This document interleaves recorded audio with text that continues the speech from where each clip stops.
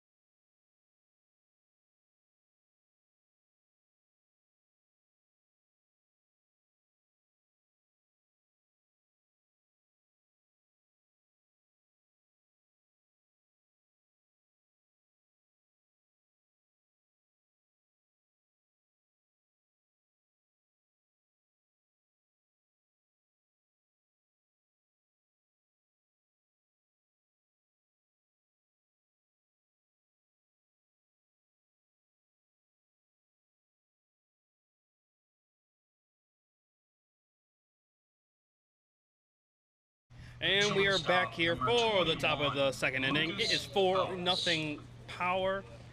Leading off now is Lucas Phelps. He is so far has 28 bats this season, only 5 hits with that's a 179 batting average he has.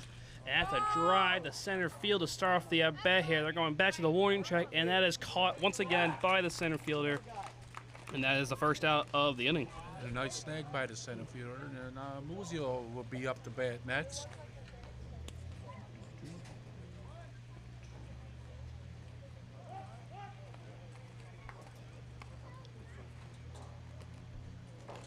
The first baseman, number 51, Joe Muzio.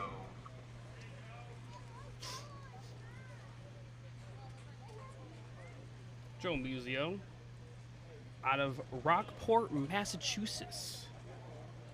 He'll take the first pitch outside for a ball. Joe this season is batting .255 and 51 at-bats this season. He has 6 RBIs this season with 11 strikeouts. He also has 8 stolen bases this year. And that's a strike. He is looking at outside corner. 1-1 even the count right now. For Billy Morris, after he hit the 4 runs in the first inning, he knows he has cushion here to work with. He still probably wants to keep the tempo going. There's a quick call about time by the umpire right now. Let's give them a little bit more time here. Muzio last night, swinging and a miss for strike 2. It's now 1-2. Last night, Muzio had 3 at-bats. He went 2 for 3 last night with an RBI. He also walked and got a stolen base in their 9-6 win once again versus Jamestown.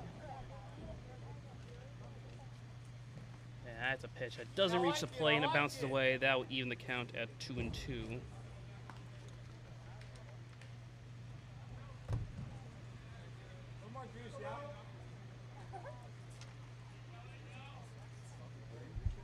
Morris with a 2-2 pitch. Swing and a miss.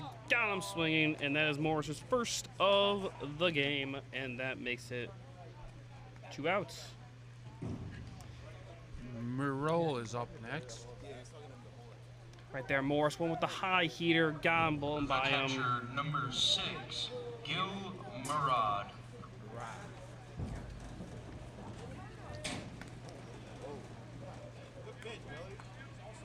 Gil Murad up of Ithaca, New York, and crazy enough, he does go to Ithaca College, so he stays in his hometown. He will swing at the miss of his first pitch. He is batting 167 on the season with 7 strikeouts of those 30 at-bats he has had. So he's looking to get his season, you can say, start going here.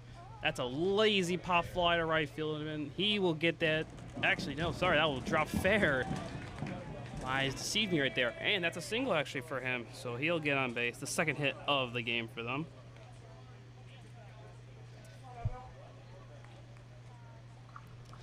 It looks like it went off the end of the bat here, and it looked like it was going to be a lazy pop fly to center field, to the right fielder, sorry. Charnisky is up to bat now. But he couldn't get there in time, and it just drops right in front of him for this 2-out single.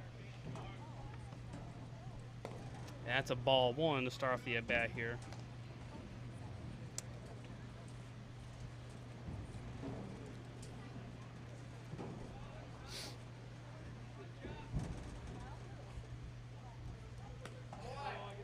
There's a strike in there for a 1-1 count. Big barrel bell.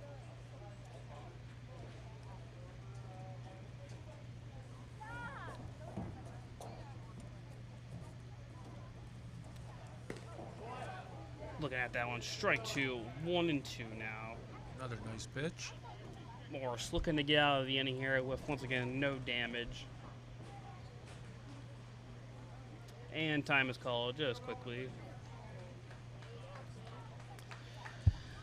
Quick clean of the eyes, just into the bat.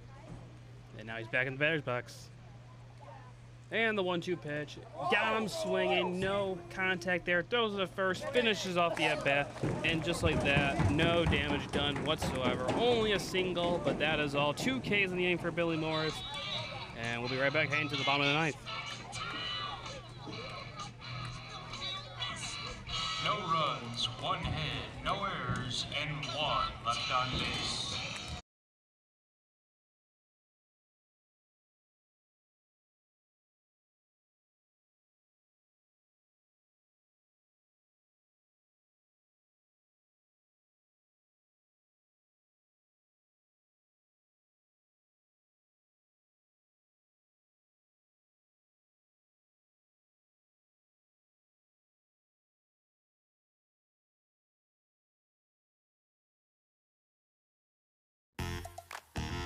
Niagara Falls is beautiful any time of day, but when you're looking for a great breakfast or lunch, there's only one place to go. Just walk up from the falls, jump in your car, drive off Goat Island at the beautiful Niagara Falls State Park, travel through the Falls District, enjoy a cruise along the Niagara Scenic Parkway, through the DeVoe Woods neighborhood, and within a few short minutes, you'll end up at 4823 Saunders Settlement Road. The Toast and Roast. The best breakfast or lunch in town and close to everything else that you'll want to see. Start your day or end your morning at the Toast and Roast. 4823 Saunders Settlement Road at Military.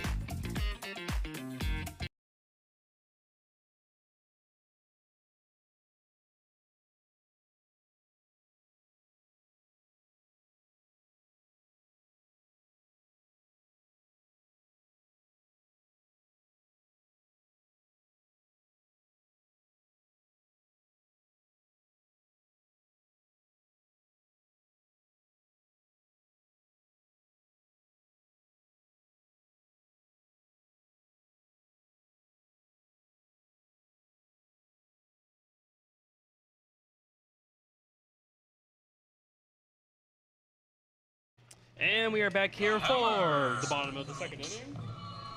Ken Hemmer is leading off the inning here. 24 bats this season, only those two hits with a .083 ERA, batting average this season. And he will take that pitch in there for strike 1 to start off the inning. And it is dog day here at Power Stadium. As you can see, the dog is out.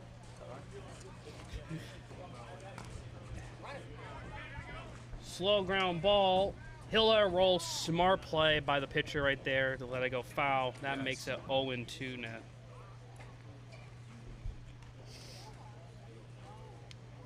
You didn't know once right there if he was going to grab it, but he looked. And there's the dog. What a good boy. A+ to our director right there, finding the dogs.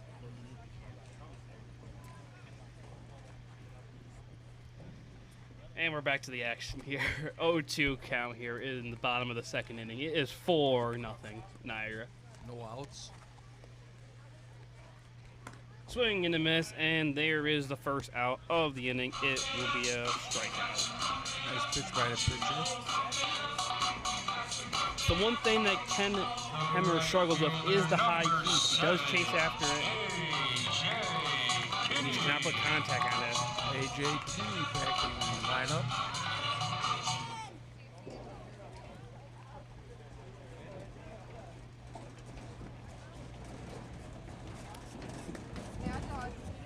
Ball one, so it'll be a bat. But yeah, AJ Kinney up to bat here with a .250 batting average this season. Only 12 at bats, so short sample size, but Playing for his hometown out of Niagara Falls, New York.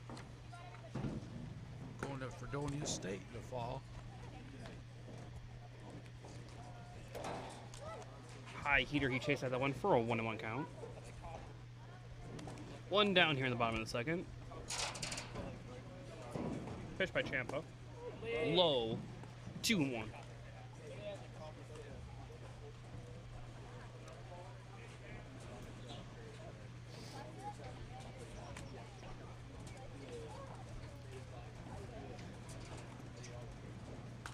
Fouls it off right there. Evens the count here at 2-2 now. Niagara University foul ball. And if you're here at the ballpark or ever coming down, those foul balls are the Niagara University foul balls. And if you return them, you get a candy bar if you return to the concession stand. So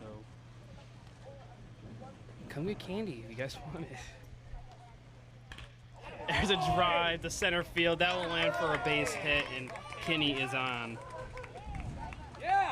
That's Fox Broadcasting. Nice hit there by AJ. Love having him back in the lineup. He's got a lot of sway. The center fielder, number 2, Aiden Carl.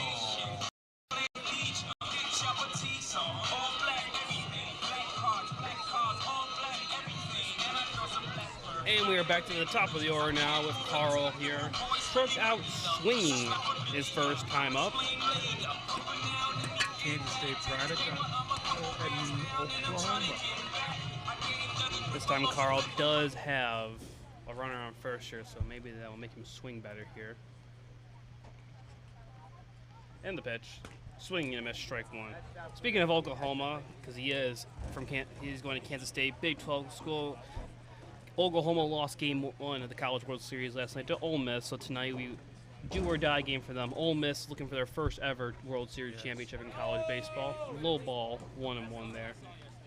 So that's the thing about this league here, getting work here, because now he knows going back to Kansas State, he's got higher competition next year, especially with Texas, even though they fell to Texas A&M to get eliminated during the College World Series in the second round. They know that competition is a lot better in the Big 12. Strike in there, 1-2. College baseball is going to be bigger and better next year. No matter what sporting event it is down in the South, it is bigger and better, and they always take it to the highest ceiling. Yes, they do. The 1-2 pitch. Ground ball to the shortstop. Can't get it, and everyone will be safe. That will be an error on the shortstop right there. It was a high chopper to him, and he just could not corral it. Nice heads up running by the power. Got 2 men on base right now. 4-0 still. Here in the bottom of the second. The extra hitter, number 8, Peyton Eels. Peyton Eels out of Cedarville University's up. Eels singled last time, and then later scored on the Sins double. That made it 2-0 early on in the first inning. Now he's got a man on score position for himself. He's driving a run of his own. Oh, look at that one outside on 1-0.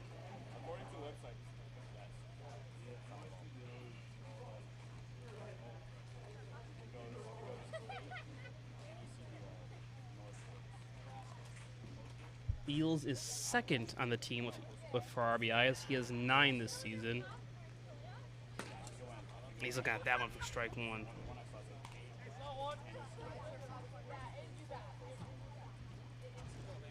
The team lead for RBIs is Lobliner for the Power. He has 11 on the season for the team.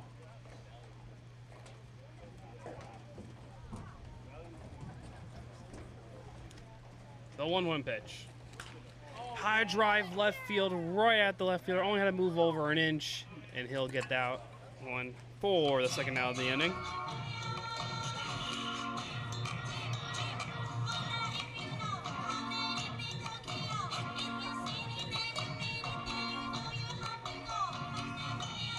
The second baseman, number 19, Julian Uchima. Eels got on top of that one, drove it to left field, but it was right at the left fielder. Didn't have to move over that much. Julian Ujima is up now, And out of Quinnipiac University from River Edge, New Jersey.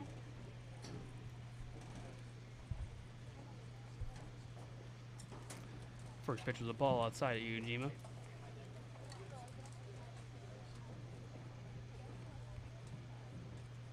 The 1-0 pitch. To the shortstop again. His second time. He's got him this time, and that will end the inning. Damage could have been done, but the Pioneers hold it on. Keeping all the runners on base. No one scores. We are heading to the third now. Still 4-0.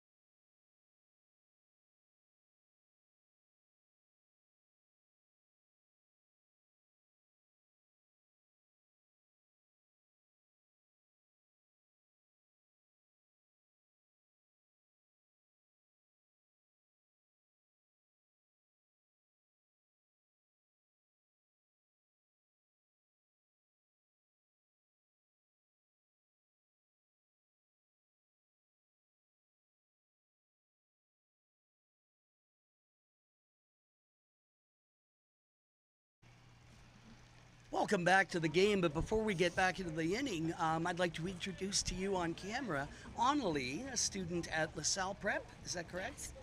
And today we were graced with her talent. She sang the national anthem for us, and you did a great job. Thank you. Thank you. You like singing, I take it? Yes. And who's your music teacher at LaSalle? I have two music teachers, Miss Belson and Miss Carson. So you're saying hi to them, right? Yes. No, they did a good job. And what's it like going out there with the microphone in the middle of a stadium? What do you feel it's like? The right fielder, Well, number I think 15, the first time I did it, I had Zach butterflies in my Odom. stomach because it was something new to me, singing in front of a crowd. But now that I do it, I go up there. It's no issue to me because I That's know good. if I do good or if I do bad, I'll be okay. You do your best, right? Yeah. Well, what I noticed today was you did that with no rehearsal. Normally you would get a chance to rehearse it, yeah. but that was well done. I think you did very well. Are you enjoying the game today? Yes, I am. And you play for a team? I do. Who's your team? Give them a plug. I play for USSSA Pride. Excellent. Here in Niagara Falls? Yes. And it's a travel team, right? It is, yes. Excellent. So what position do you play? I play mainly right field, but sometimes I'm switched into first base. Okay. And what grade are you in now? I'm going into 8th grade. Eighth. And then high school next year. Yes. And then a career as a singer? I don't know. That is a Who's your favorite singer? Jeweler's strikeout. I'm sure I'm going there's to a have lot. to say Luke Bryan. the Luke country Bryan? singer, yeah. Excellent choice. And The who's your favorite second baseball baseman, player? Oh, that's a hard one. Acuna. Oh, From the excellent. Braves. All right. Well, we just wanted to acknowledge what a great job you did, and we'll make sure you and your mom have the website to check it out. But thank you for coming out on Elite today and for singing and gracing us with the national anthem. Of course. Thank you. Thank you. Have a great day. And we'll get you right back into the play, ladies and gentlemen. And we are back here after that wonderful interview. So far, there were 2 quick outs. Fly out to left field by Hanley, and Odom striked out looking, and that's a drive to center field. Caught once again, and that's how the inning ends. A 1-2-3 quick top of the third right there. And we'll be right back. Heading to the bottom of the third. And none left on base.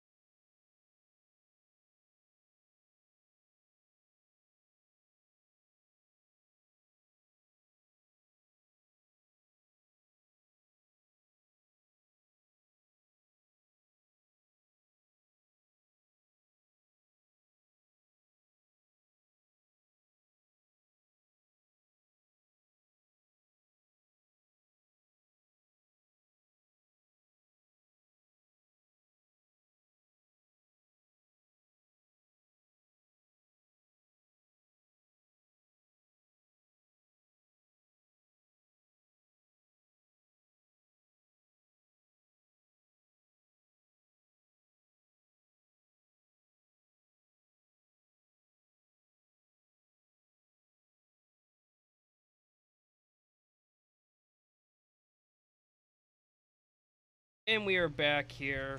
That is Kane, one of our cameraman's dogs. Connor, and Kane is a very good boy. Yes, once again, it is dog day here at the ballpark. One of many dogs that are here. So bottom of the third here, Sims is leading off here. It's an 0-1 count here, started off here. Grounder left field off. Sorry, third base off the glove of the third baseman, and he'll get on. Sims is on base once again. I'm guessing that will go down as an error. Sharply had, but the third baseman should have had it. One off his glove right there. Number 23, David Coleman.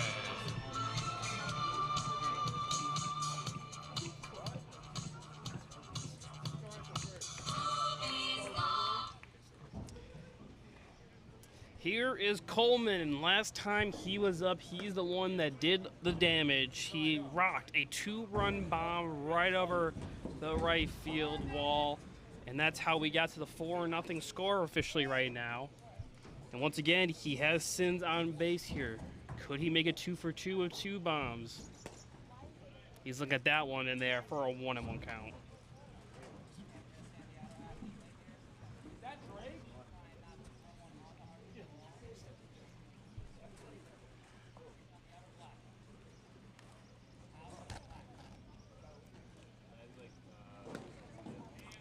looks at that one, makes it a 1-2 count there.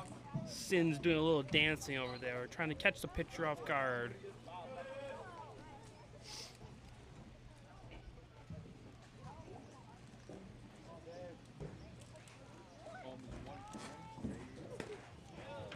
And he's got him looking outside corner, strike 3. Coleman does not like that one. But of course, we all go by what the ump says, and that the ump says backwards K for the first out of the inning. Andrew Fairbrother. And we look at the Niagara Vox Sports replay.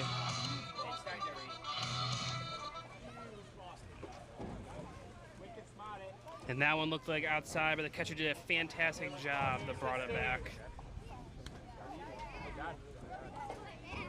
High fastball, ball 1. I like that. It's the deception the catchers are so good at bringing the ball back, making it look like it's already a strike when everyone knows it's definitely not. So A+ to the catcher there, and that's the first out of the inning. And it was a ball 1 to start off the at-bat. The 1-0 count. Runner is going, swing at the drive. Center field and right man. Oh, what a diving catch! Unbelievable! Nice play by the outfielder. Almost dropped in there, and the center fieldman went Superman right there with a fantastic catch for the second out of the inning. Mike Huff. Full out right there. What a play. He went all out for that one. And there is 2 down. And it's a big risk right there, because if he misses that, that's going by him and the right fielder, and the runner could still be running. Michael Huff up the bat now. So now there's 2 outs here, and Hoff looking at that one for strike 1. 0-1 count here. Hoff last time striked out swinging. So he looks for a different result this time here.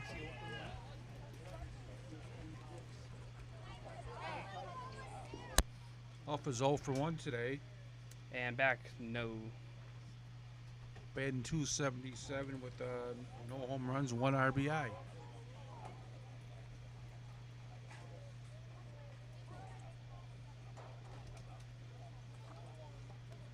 The 0-1 pitch. Golfs that one into the gap. That's going to drop down. Runner to third. And there will be guys on the corners with 2 outs. That's a Fox Broadcasting single.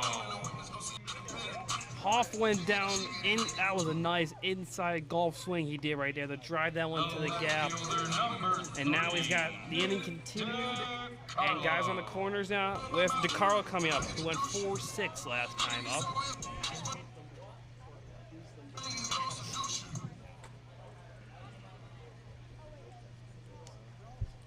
The 0-0 pitch to Carl, that is low for ball 1. Fans, if it does begin to rain, please be careful on our bleachers, as it does become a little It is starting a little slippery. sprinkle here at Niagara. They did say a good chance of rain today. Carlos A up lazy the bat. pop up the right fieldman. He's got it easily, and that will end the inning. They had something looking good, but the inning ends there. The fly out to the right fielder. Still 4-0 heading to the top of the 4th No inning. runs, 1 hit, no errors.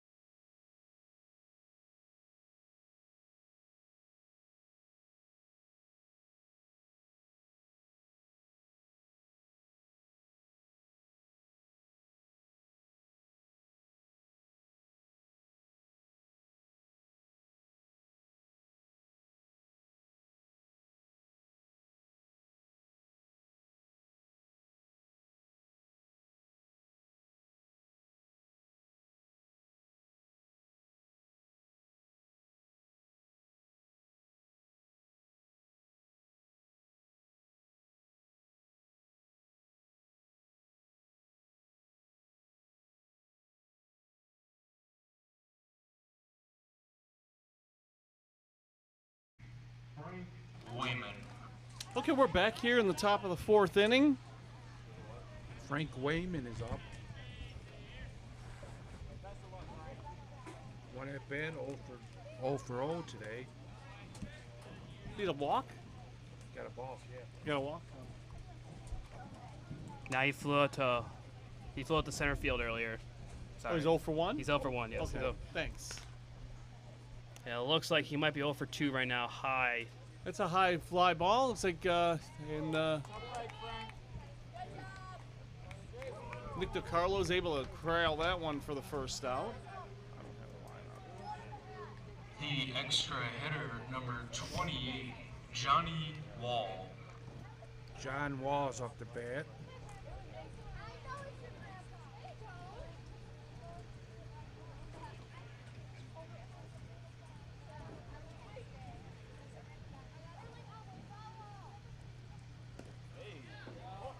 That's a great spot.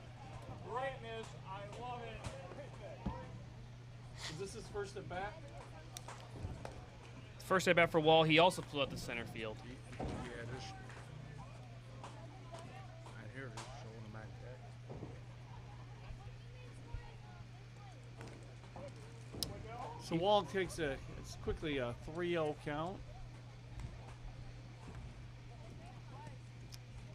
One down here in the top of the 4th inning.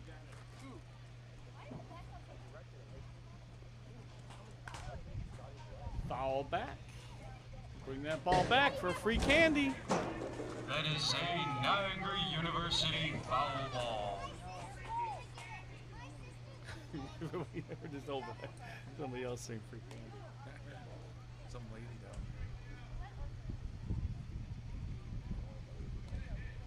there. Wall's batting .257, no home runs, and 5 RBIs on the season.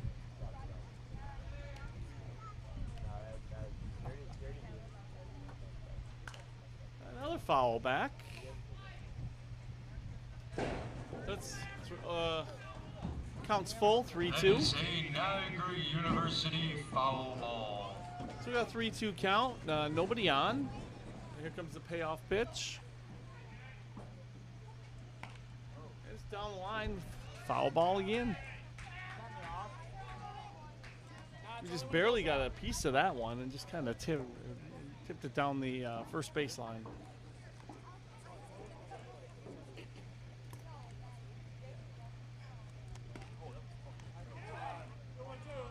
I thought that was 2 strikes. Huh. Okay, that's it's 3-2 now. The scoreboard's now All right. right. And down the line over to the third base. He's going to easily get that over to first for an out. 2 down. Top of the 4th inning. So Power continue to lead 4-0, but they've had some late inning issues in the last few games. That's why they sit at 6 and 10 right now. Alex Lucchini. So no lead is safe. It looks Lucchini's up now, 0 for 1. He's 0 for 6 on the season. He's looking No for home runs, no RBIs. and he just got his first hit of the season. Lucchini gets to first base.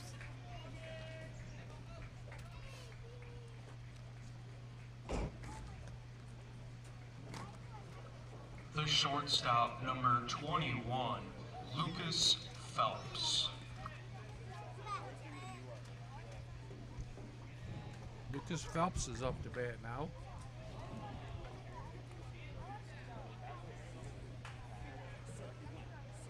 Phelps in 172 on the season. That's outside. Takes the ball. So you got a runner on first. Not getting too much of a lead off there, so it doesn't look like he's. Oh, there he goes.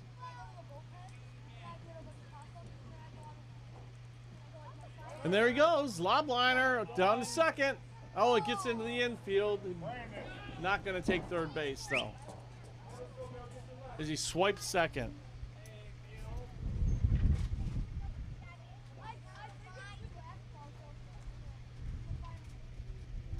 We got some wind going on. Sure do. Maybe we'll see another home run. Flag out in center field is going around like. Yeah, it's blowing out Yeah. too. So who knows? You get the ball up in that air, it just may fly.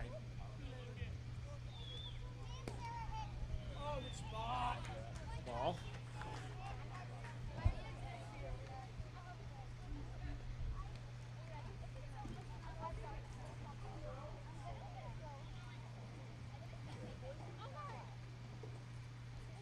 Phelps is 5 for 28, batting 178, 2 RBIs, no home runs this season. Morris is really dealing fast here. Yes.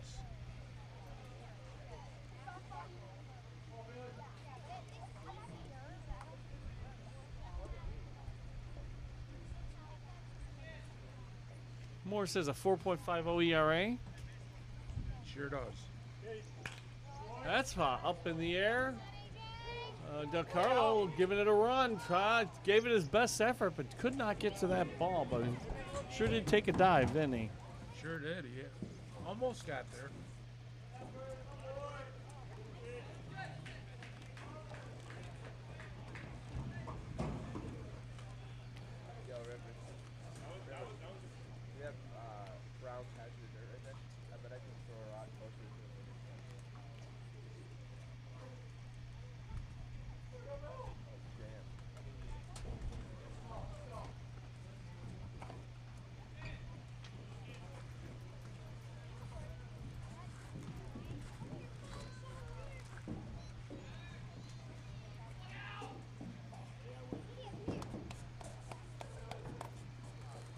Three-two count. Payoff pitch on its way.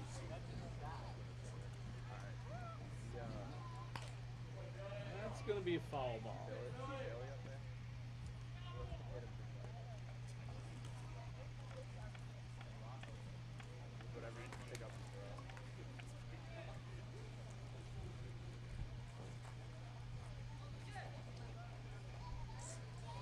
Power got 2 out here, top of the 4th inning.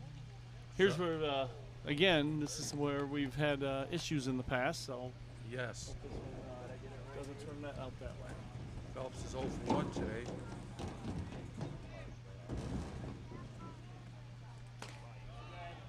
He loses him. So runner on first and second.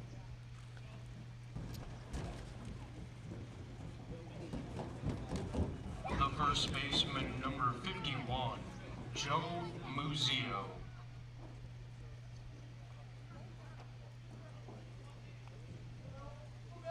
Joe Muzio up now for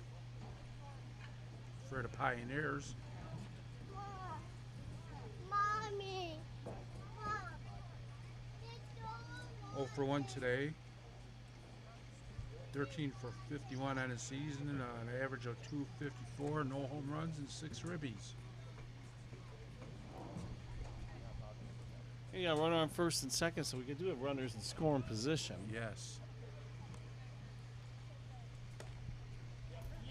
That's a strike.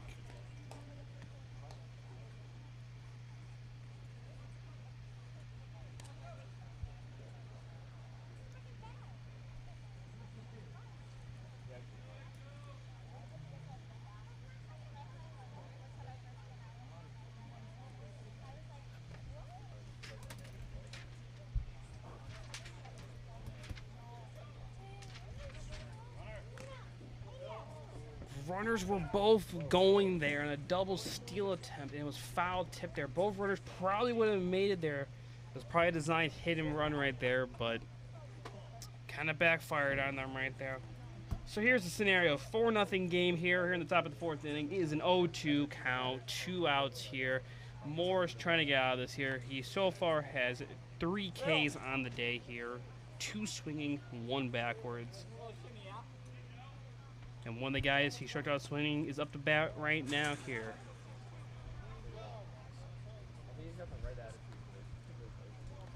Morris has the pitch he wants.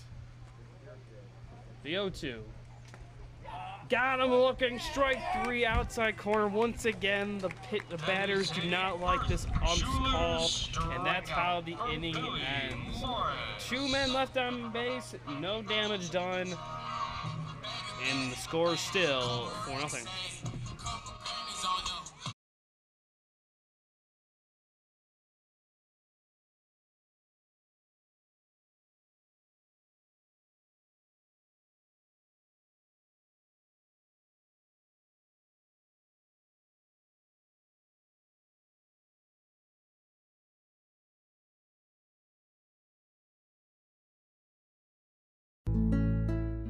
Hi, I'm Eddie. One thing about me is I never give up. Especially when I know my community is being taken advantage of, mishandled, mistreated. So I'm here to tell you that I am going to run for New York Congressional District 26. Because a vote for me will actually be a vote for you. Thank you.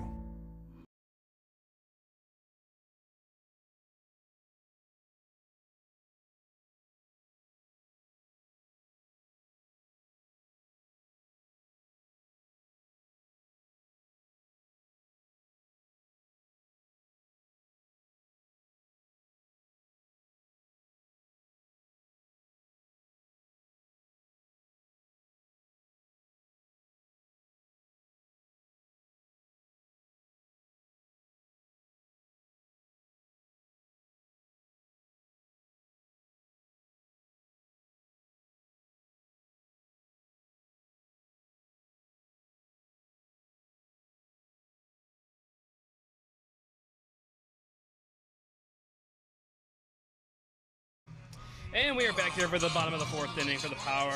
As we look up right now at the standings for the league here, the Power and the Pioneers are both in the West Division here. The Pioneers sit in that 5th spot, while Niagara sits in that 7th spot after losing their last 8 out of 10. You do want to get in that top 4 spot. The top 4, you get into the playoffs and you have your shot to win. As of right now, you look at overall, Amsterdam leads in the East, and then Utica leads in the West. Those are the 2 top teams to beat in this league. Both these teams in the middle of the pack trying to find their way here, and there's a swing and a miss to start off the inning. It is Ken Hemmer up to bat. He struck out swinging on a high fastball last time he was up. He's So 2 for 24 on the season. Let's look at that one inside. With ball a 0.83 average, and he's got no home runs but 2 ribbies on the year. So 2 of those hits have come through at least when they've needed them most. He looks to start off the inning here. Hot now for the Power here. He's looking at that one in the dirt. Oh, 2-1 count now. On deck is Kingley, and then it's the top of the order for the Power. 2-1 count here, bottom of the 4th. He's going to foul that one off for to even up the count. That is a Niagara University foul ball. A reminder So to far, fans stats on the that day we here ask is that you 4-0 please Power. The return Power all up balls 7 to hits, the the concession Pioneers stand 3 for a hits, free and the candy Pioneers bar. have the 2 errors, one by the third baseman and one by the shortstop. And the Power so far have no errors, which is big for them because they've had tons of errors the last 2 games they played. And Hemmer has done the same thing like he did the first time, striked out swinging. This time it was at a ball in the dirt. The pitcher's deception him. He's looking for that fastball this time like he did the first time. He got that changeup right in the dirt, and he was chasing it the whole way. And that's the 3rd strikeout of the day. A.J. Kinney's up to bat now. Got on base earlier.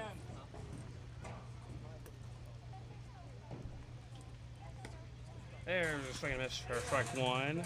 Kingley last time came up with a single, got the second, and then was stranded there. The top of the order is on deck here. Carl coming up. He's 0 for 2 so far on the day. And look at that pitch in the dirt for a 1-1 count now.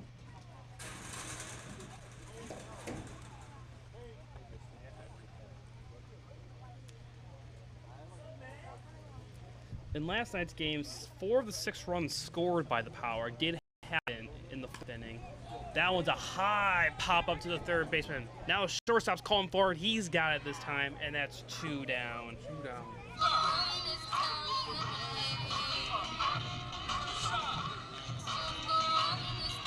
Phelps was the one that called the third baseman and was able to make the catch.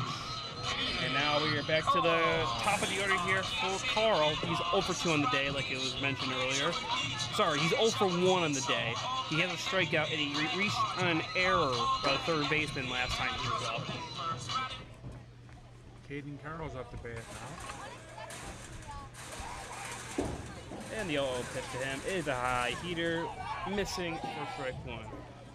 And Light drizzles are now starting here at Niagara as the rain is starting. They said at 4 o'clock around storms might be happening, but it looks like the early stuff's hitting us first now as a ball is in there for a 1-1 count.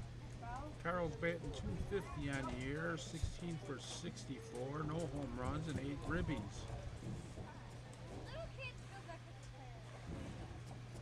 It's a 1-1 count here. That's in there for a 1-2.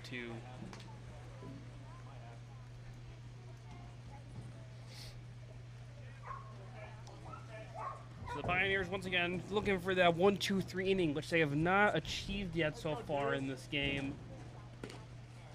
And that's outside. Catcher took a double take right there. Thought he got him looking, but did not. 2-2 here.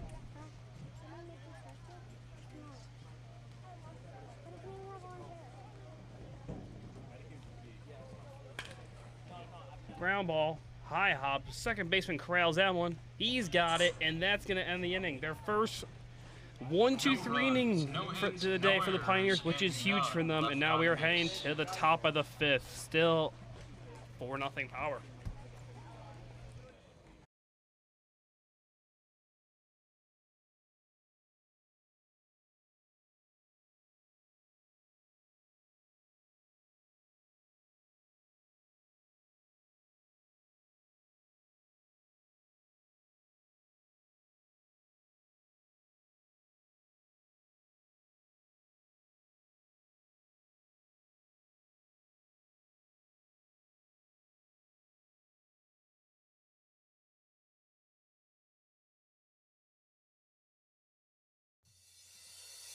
Niagara Falls isn't just the world's most famous waterfall. It's on the bucket list of pretty much everyone you'll meet. There's so much to see and do, and Niagara Regional Tours is the company that helps make Niagara the most memorable experience that you'll ever have. Our many tour options include the only state park trolley tour available, saving you the traditional park and walk experiences and leading you throughout America's oldest state park as you explore and enjoy the many sights, sounds, and sensations that Niagara has to offer. We offer intimate small group driving tours, walking tours to savor the beauty in nature, and even wine tours to sample the bounty of the Niagara region. There's something for everyone with Niagara Regional Tours.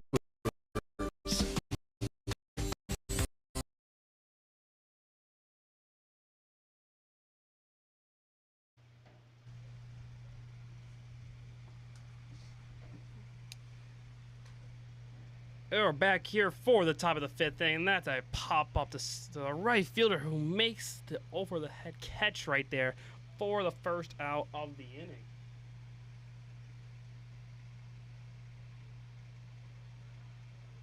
The left fielder, number 22, Eric Charnetsky. Charnetsky's up to bat now.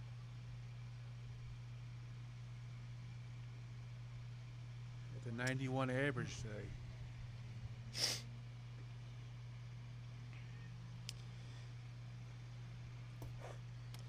Charnetsky looking at that one for ball one. He's taking that one for strike one. 1-1 count here. Last time Charnetsky was up, he did single. He's 1 for 7 for the season, 142 Pop up. average.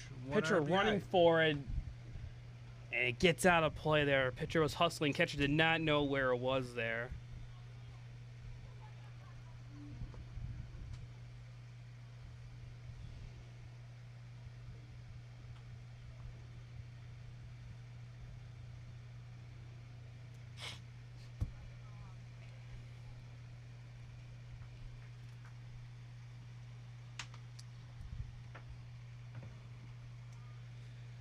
It's a 1-2 count here in the top of the fifth inning. That's a base hit over the shortstop right there, and he'll get on base once again here. And the Pioneers get their guy on base with one out here, looking to get something going here. Still 4-0 Power in the lead.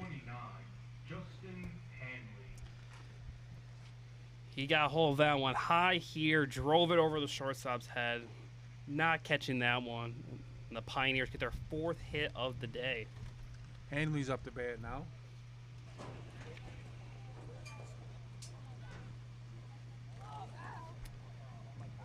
He's like, oh, that one high for ball 1 here.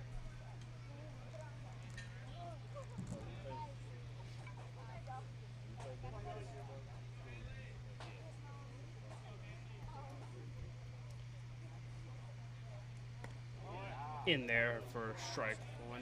Hanley last time flew out to the left fielder. He's 0 for 9 on the season. No home runs and no RBIs.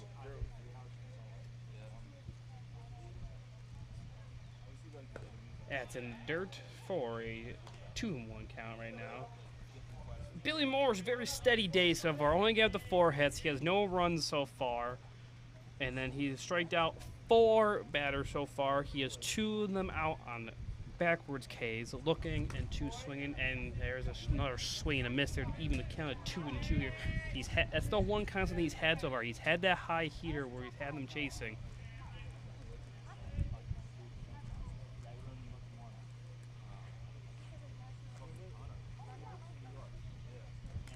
And he's got to foul that one off right there.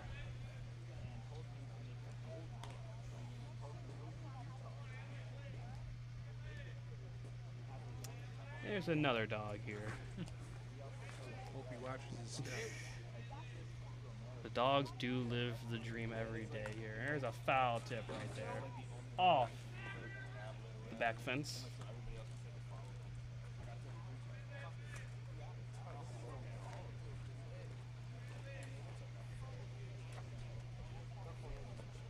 Justin Hanley does go to John Carroll University. He is a junior. Fouling that one off once again. He is from Venice, Florida. That is a Niagara University foul ball. So this weather today must make him feel like he's right back at home. But around here, it's only a couple months of the year. That's definitely true. Since it's a day, next week we're in the 60s. Yeah. There's a pitch back to first base. Nothing doing right there. Just to keep an eye on him. Been a crazy year for weather here in Niagara. Knowing our weather, we'll have winter starting in late August. And there's a pitch. Got him looking. Nope. Oh, he did. The ump took a while to ring him up, but he did. That is a Firth Jewelers And that is the strikeout. second out of the inning. You can see the ump adjusting his counter and then telling him The you're right going fielder, number 2 down 15, here. Zach Odom. That is his 5th strikeout of the inning, and here is Zach Odom now, trying to keep the inning alive here to get to the top of the order. And he's looking at that one for strike 1. Odom struck out his first time up today. Odom goes to Wells College University. He is from Elmira, so once again playing at home pretty much for him. That's a ball in the dirt, 1-1. He's got a 211 batting average.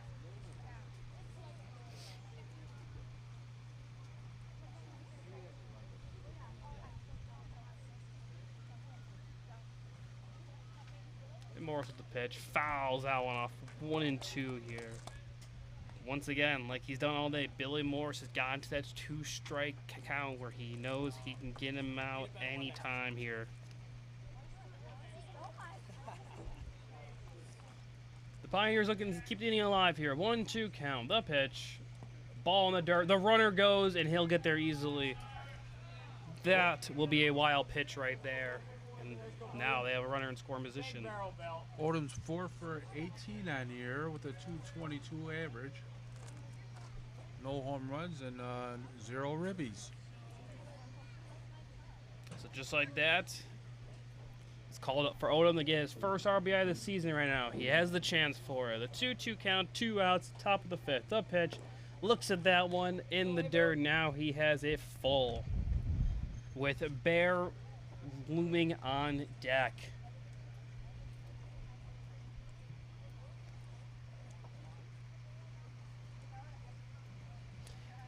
Here comes the payoff pitch here. Full count in the top of the fifth.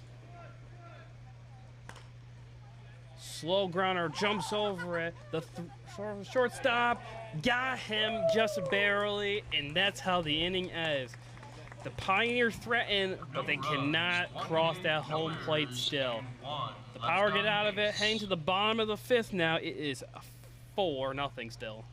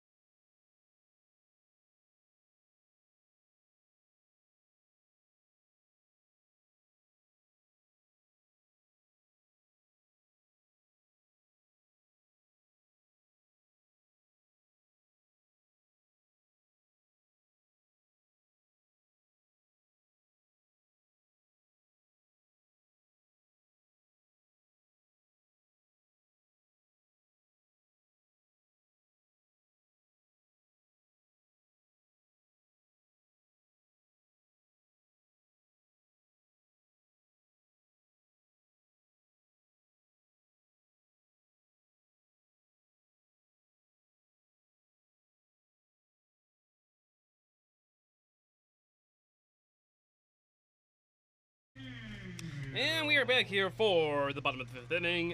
Eels is up to bat here. He is so far 1 for 2. He singled, scored the first time in the first inning.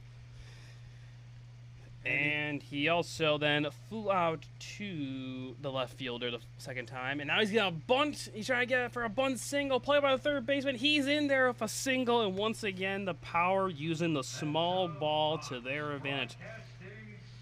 They are one of those. They are one of those teams that will just bunt for hits when bunting is a very rarity these days, and of course you do it for one of the fastest guys on the team. And that's how the inning starts right now for the Power. In there, plenty of time. Ujima's up to bat now.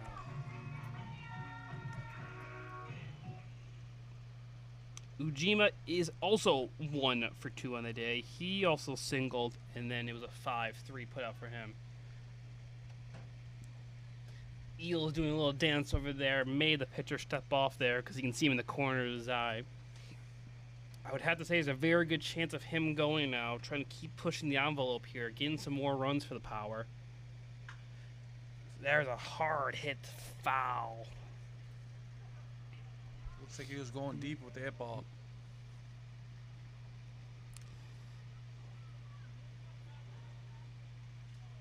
Because it's these later innings that do get to the Power, though. Even though from the 6th inning on yesterday, they only gave 1 run. But it was the last time out here at versus Jamestown, where Jamestown scored 3 in the 7th, and then they scored 2 in the 8th inning.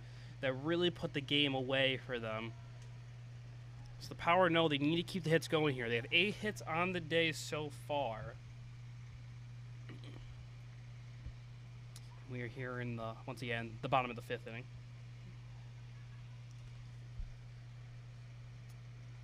High foul tip right there. Make it count 0-2 here to Ujima.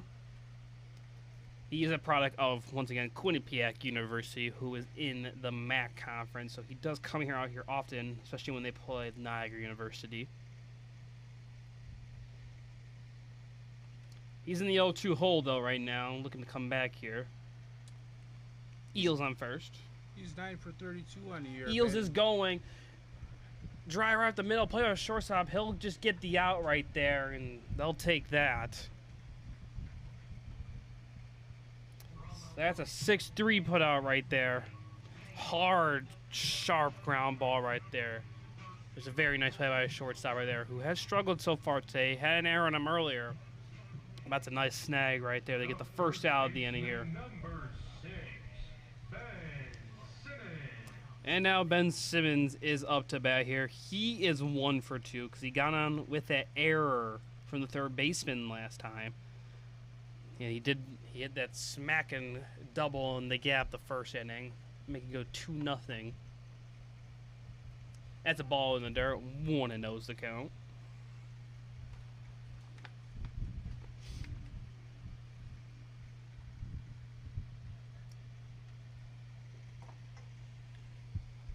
Ben's averages 347. He's 16 for 46 on the year, or 5 ribbies. He's got to smack that one to left field. That goes deep to the warning track, to the wall, off of the wall. Eagles will come home easily. Simmons hits the wall once again, and the Power extend the lead to 5-0. Make that his 3rd RBI of the day. He got all of that one, but of course the wind could not take that one. Not much out there. That goes off the top of the wall.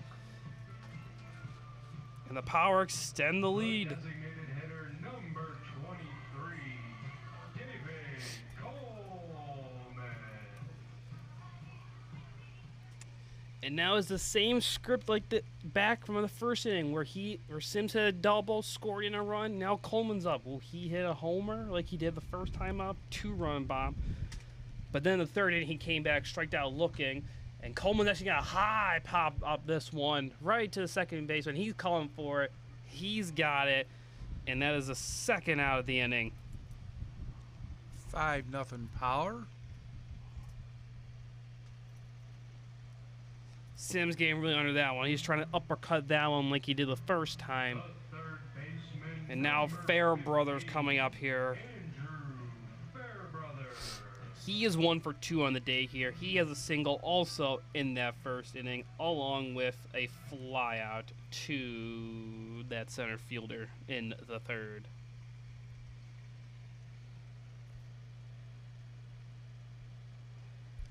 Two outs here in the bottom of the 5th now. And he's looking at that one in the dirt. Ball 1 here. No one up in either team's bullpen still, so they still want their starters to keep going here. Even though 5 runs now have been hit on the Pioneers.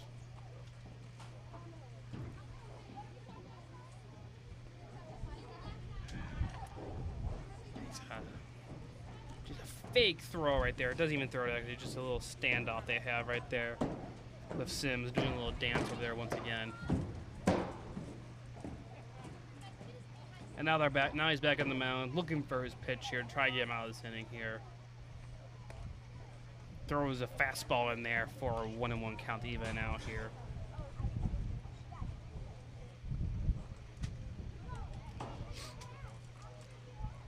The thing about Elmira so far, they've only had that last inning, the 4th. They only had 1-2-3 inning here. The rest, they've given up base runners. They've had a lot of traction on the bases.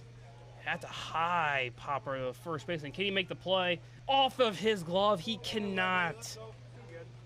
And that will keep the inning going still.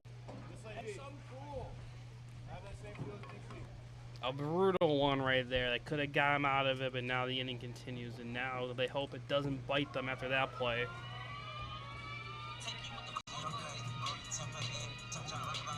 So that foul ball not catch still makes it a 1-2 count here with 2 outs with the runner on second.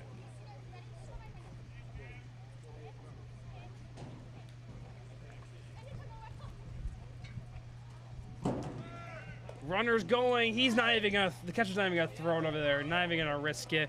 It's an easy stolen base there for Sims. And Sims is having quite a day so far now with that stolen base. He has 3 RBIs. He is 2 for 3, but he's been on base all 3 times. This is the last time he got the 3rd, but he was not able to score. That's a ball in the dirt for a 2-2 count here.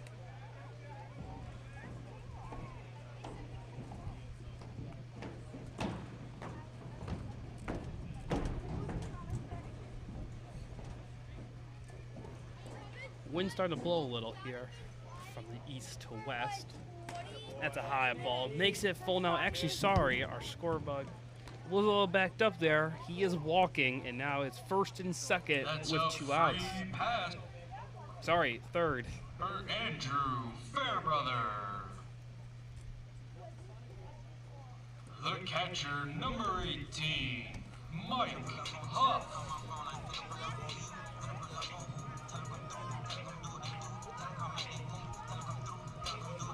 Mike Hoff up now at the bat here. He's also 1 for 2 on the day here, like a lot of the power are. He striked out swinging the first time, and then he singled the second time.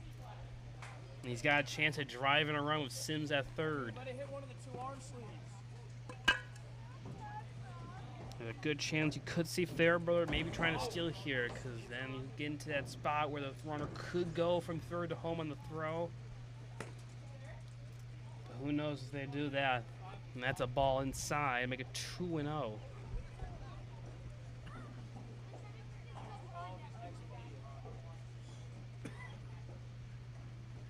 For Tristan, the pitcher, it's all been inconsistency the whole day. He's getting these bad counts once again. He's starting up 2-0 again. Comes back with a fastball right there to get a strike, but he's been inconsistent all day. There's been base runners on, like we said, pretty much every inning except for the fourth, where he's able to get that 1, 2, 3. And this is the spot if you don't do those 1, 2, 3 innings, you're going to be in the spot when you're down 5-0, and guys on the corners pretty much every inning. Yes. That's a foul tip right there, even up the count at 2-2.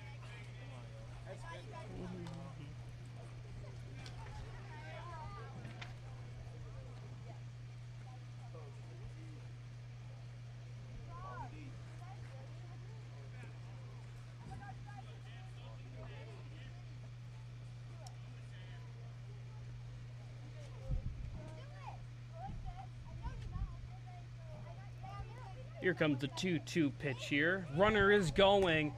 The throw actually to second, not getting it, and now the runner's gonna come home, and just like that, the runner does score. It comes to fruition. The throw to second does make the runner come home, and it's now 6-0 Power. It's plays like that where the catcher should just be eating it right there. You know your chances of throwing him out of slim, especially after that great jump he had. You should just let him score, because after that, the bounce wasn't the greatest shot by the catcher, went to second, also second baseman's glove, and the runner doesn't score. And he's taking that one is called for strike 3, got him looking. So he only gives up 1, but it's gonna be an unearned run. And at the end of the 5 now, it is now 6-0 Power. 2 runs, 2 And to the hits, top no of 6. errors, and 1 left on base.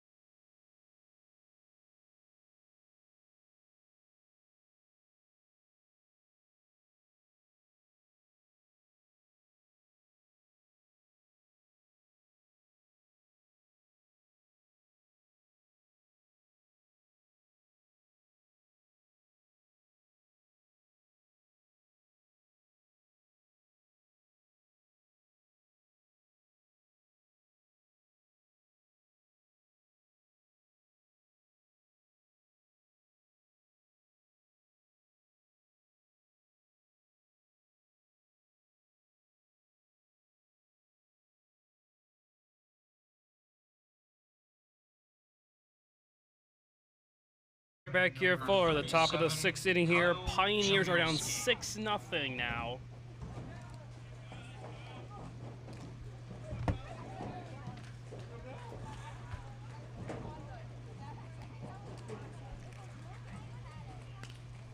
At the pop-up foul ball to start off the inning here.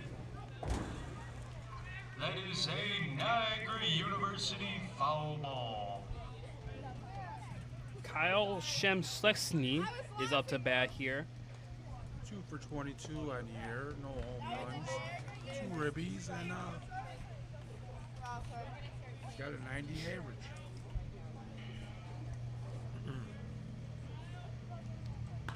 He's gonna smack that one to left fielder. He doesn't even move at all. He's gonna fly out right there. That's the first out of the inning.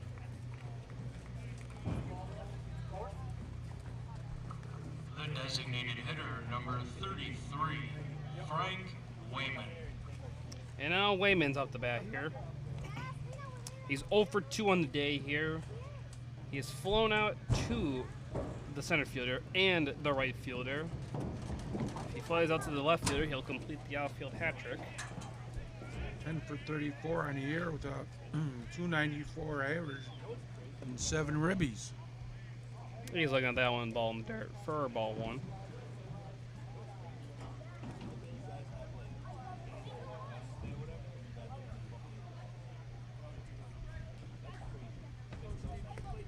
Swing and a miss, strike 1.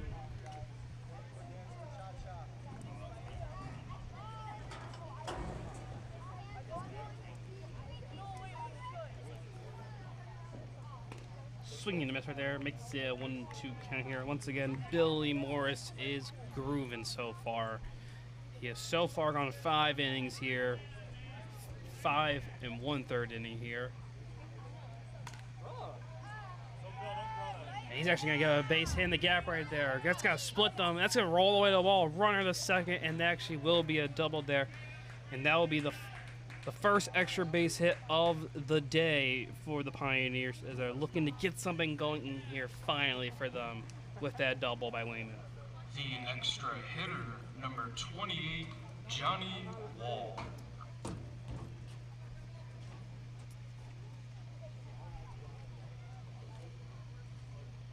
Johnny Wall's up the bat now.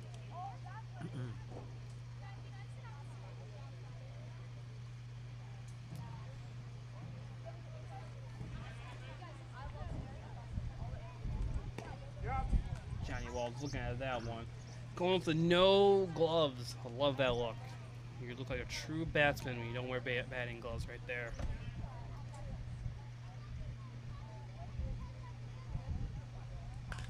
And he's actually going to pop that one up to the right fielder. He's running out of first base, and then all converge, and is actually going to drop all between them. A triangle is formed, and none of them can get it. And now there's runners on the corners with 1 out. That's Wall's. Is that Pioneer magic finally happening now? That's Wall's 10th hit of the year.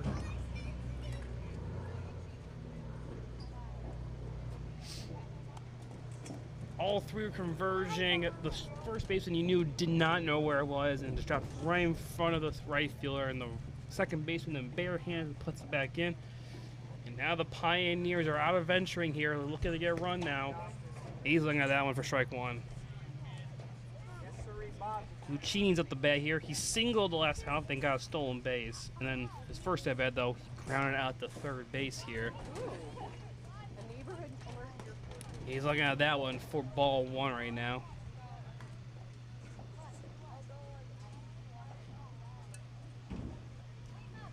Looking for his first RBI of the season, Lucchini. And he's taking that one for a high ball. 2-1 now. And once again, it's the late innings here, possibly starting to happen again for the Power, where the runs for the other teams coming through here.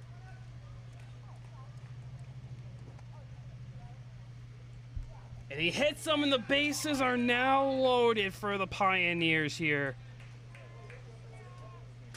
Billy Morris was cruising, and now he's hit a roadblock here. And now they're having a meeting on the mound here. The pitching coach is coming out. Number 21. No one up in the Lucas bullpen yet, it looks Phelps. like, for the power. So they're going to look like it's Billy Morris is here to figure out here the base is juiced.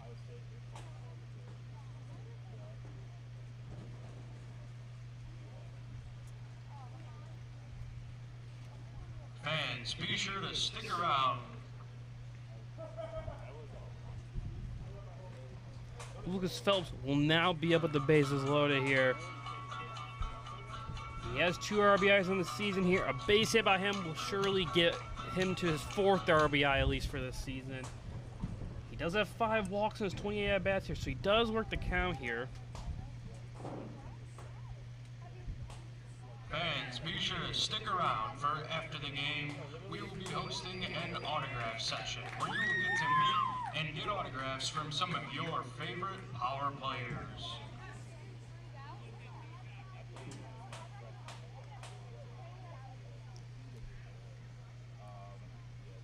Amsterdam Mohawks play today at Glen Falls.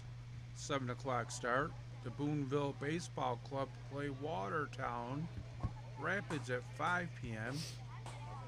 Newark is in Batavia at 4 p.m. Still 6-0 here.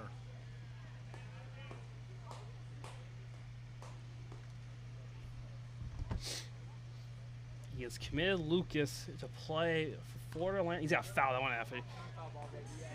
He's committed to go be a freshman this year at Florida Atlantic University. He'll be joining the Owls there in that USA Conference. Is to help to rebuild that program, because that program they got to deal with teams like Southern Miss, who just finished top 10 in the country baseball year. They made it to a regional. There's a strike right there, but they did lose in their region to Ole Miss there. So top programs he's got to deal with. He's got a big moment here of his season right now. 0-2 here, with the bases loaded and 1 out. He's looking at that one, 1-2.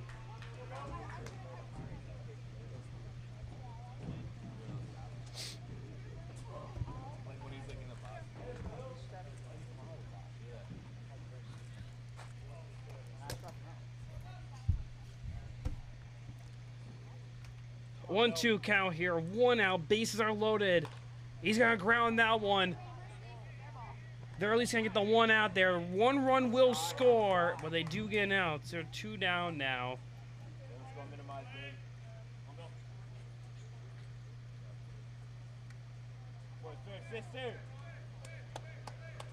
The first baseman, number 51. So that'll be a fielder's choice right there. And now Mizuno is coming up here with runners at the corner here. They are finally on the board now. It is 6-1. Last time up, not last time, sorry, both times, he striked out. That's a base hit, though. That's not a strikeout, and that's going to score another run. Runner stays at second, just like that. The Pioneers have 2 now. It is 6-2 game here. He wasted no time. He just came right at, smacked that right past the second baseman.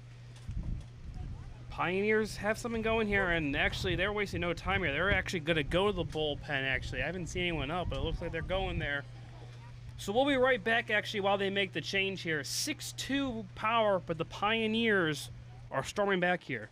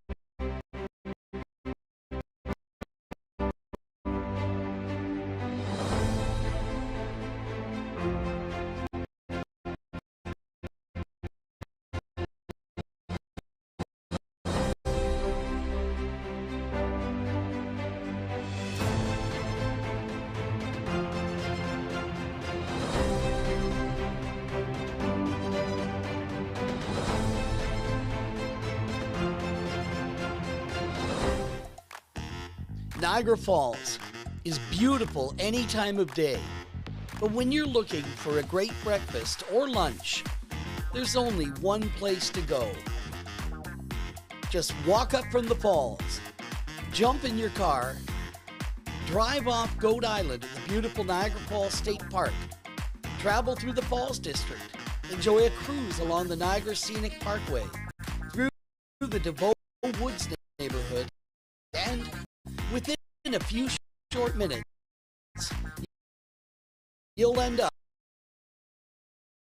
at 4823 Saunders Settlement Road, the Toast and Roast.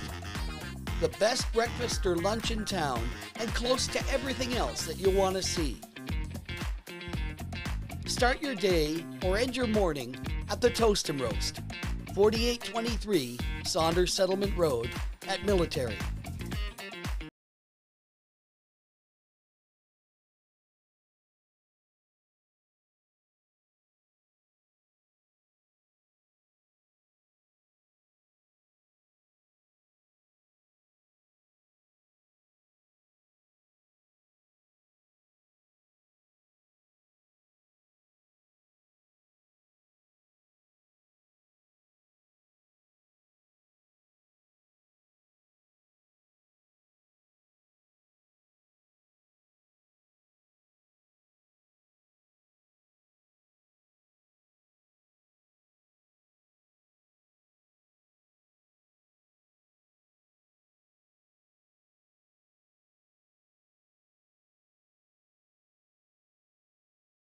Well, that was not worth it whatsoever.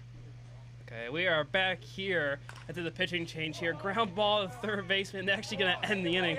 Couldn't even introduce Cole Murphy.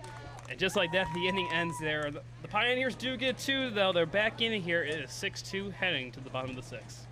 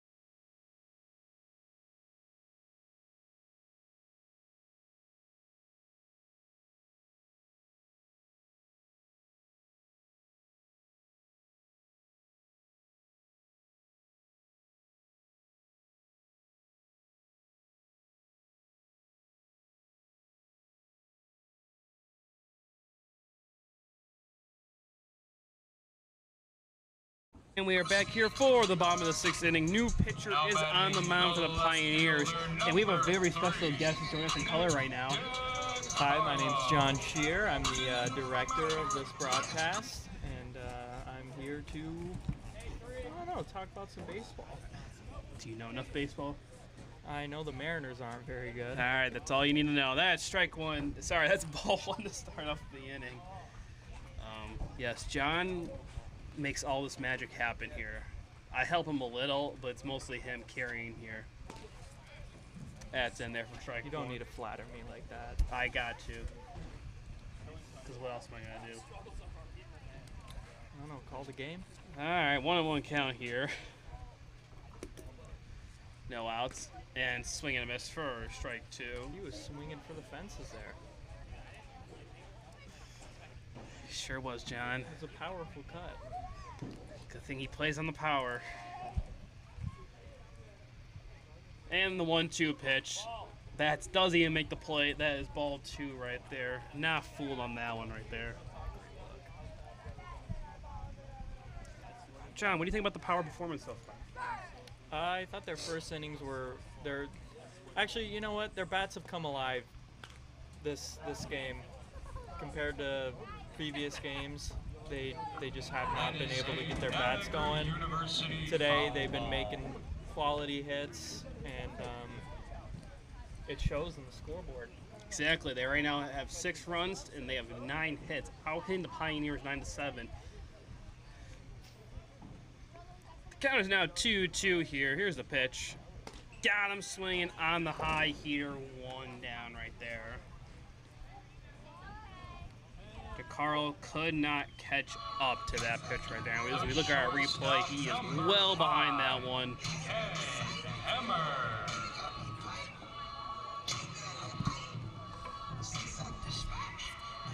So, John, what made you want to be a famous director of Niagara Power? Well, you know what? Both Evan and I actually work with Niagara University and broadcasting their sports, and when we both saw we had an opportunity to continue broadcasting, we decided to take it, and I thought I could pull off directing a broadcast. So I decided to take this opportunity. Beautiful. Yep, John texted me one day and said, hey, you should join me. And I said, sure, why not? And here we are. It's a 1-1 count here. Swing and a miss, strike two. We also, I at least have to thank our man from NU, Kyle Barker. Yeah, taught us so much their 1 year. We back there next year to help out with some more sporting events at NU, but us getting this far in broadcasting for what we've done to help production-wise and us talk about baseball. He really has shaped us and taught us a lot. There's a strike three looking. There's now 2 down. So, yeah, we like to thank him on that. So, yeah, back to the action here. Hemmer is striked out for the 3rd time on the day here. That one was, he was down looking, and there was 2 down here. So Kinley is now up the bat here. He is a 1 for 2 on the day here with a single, and then he flew out to the shortstop. That's in there for strike 1. So heading into the final couple innings, John, what did the Power need to do pitching-wise and defense-wise to make sure they get hold onto this lead? They need to make sure they're not getting those errors. The errors hurt them. They hurt them last game. You see the errors still today. There's been not as many errors as last game, but there's been a few. Yes, they've so far have 0 actually to their. They have 0 errors. They have 0 errors to their 2 last game, and then the game against Jamestown they had 3. I'm pretty sure. So they have improved massively so far here. And I mean that shows on the scoreboard. Exactly. With only the 2 runs up there. Right now we do have a 2-1 count here, and of course they're not leaving people on base like they've done in the last past games. And getting that last out is crucial for them. And a slow fly out to the third base, and he's going to catch that easily, and that's going to end the inning. A simple 1-2-3 there for the Pioneers here. They got 2, and now they're looking to add more here. Heading to the top of the 7th, it is 6-2. No hits, no errors, and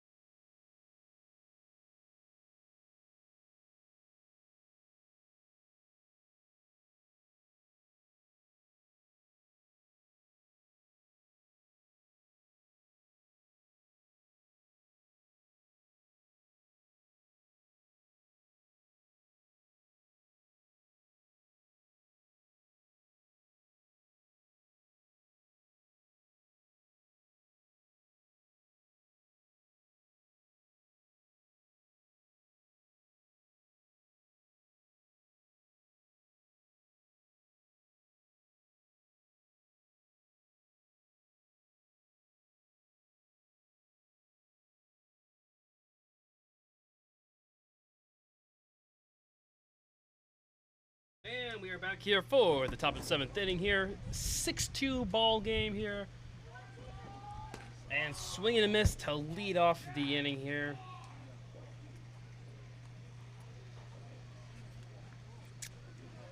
Trying to figure out here who's leading off. Sorry, my notes are everywhere here.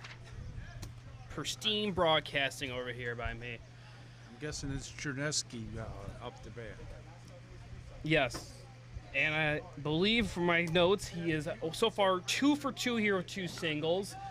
And he's going to pop that one up to the second baseman. So his perfect game is over with that. He's now 2 for 3 now. He's 1 for 7.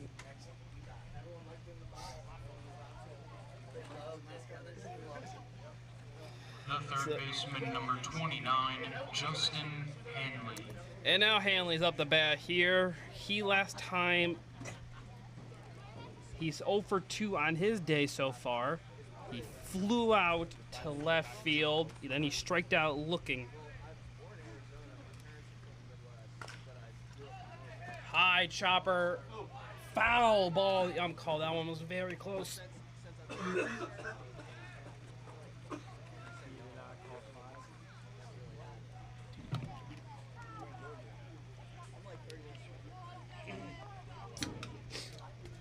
So yeah, foul ball on that one, just missing the left field line right there.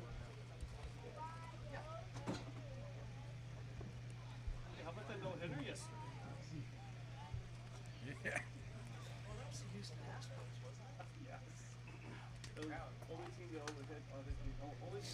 It's an 0-1 count here in the top of the 7th inning here. And now it's 1-1. Pretty decently speedy game right now. Almost 3 o'clock here. Game pretty much first pitched around 1:15 out to guess. 1:15, 1:10, I'll say around there. There's a strike 2, 1 and 2 right there. He's 0 for 9 on the year, no home runs and no ribbies.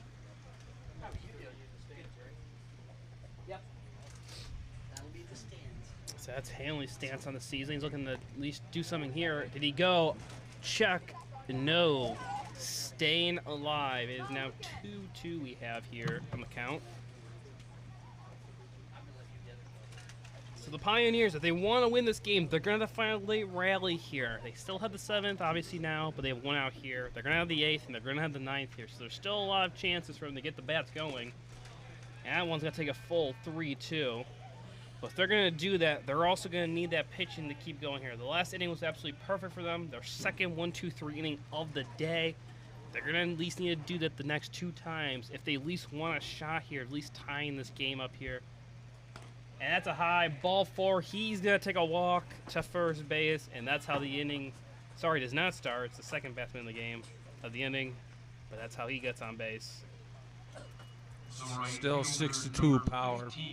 Zach Odom. And Zach Odom to the plate now. He struck out looking his first time up, and then it was a simple 5-3 the next time he was up.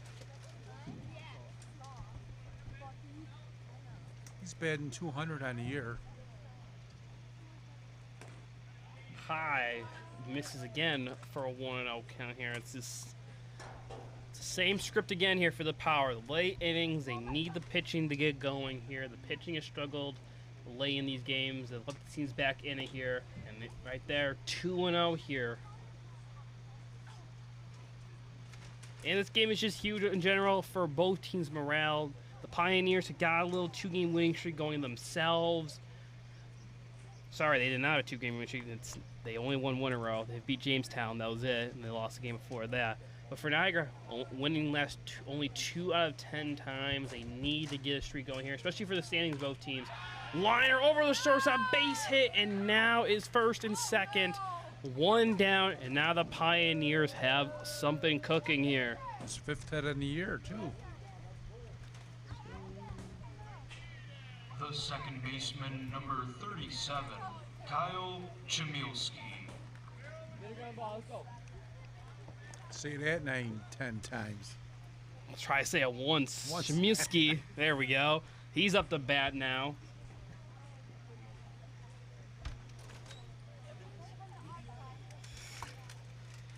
You would think English would be my strong suit. That's a ground ball, just foul right there to start off the at-bat here.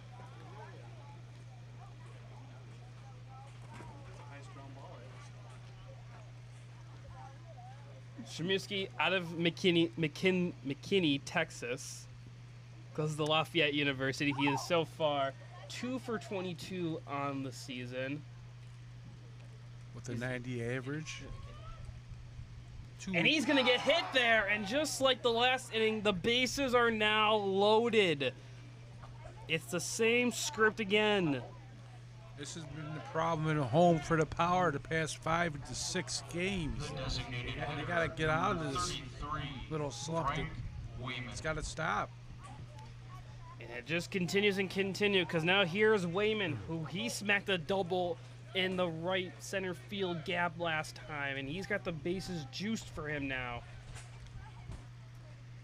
He is 1 for 3 on the day. He flew out twice, and then he doubled. Slowly hit foul right there, just behind that one for a strike. 0-1 start off the at-bat here. So the innings start off here, simple fly out, and then it all turned over with a walk, then a single, and now a hit by a pitch, and that's how the bases are loaded. He's in that, looking at that one low. 1-1's the count here. Wayman's 10 for 34 with a 294 average and 7 ribbies on the year.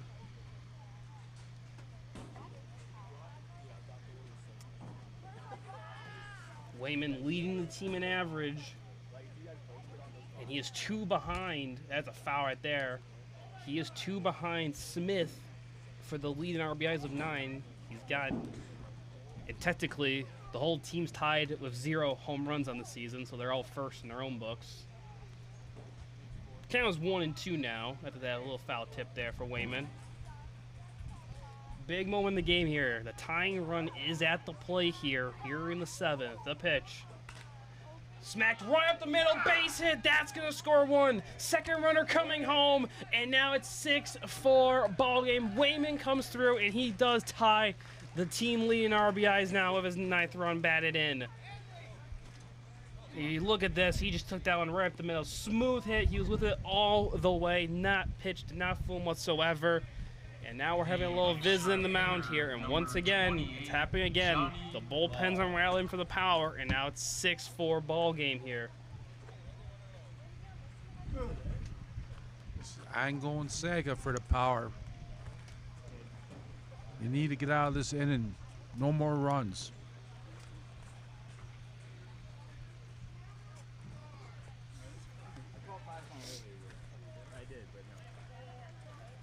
So 2 runs scored off of that single right there is now 6-4 here in the top of the 7th with 1 down here.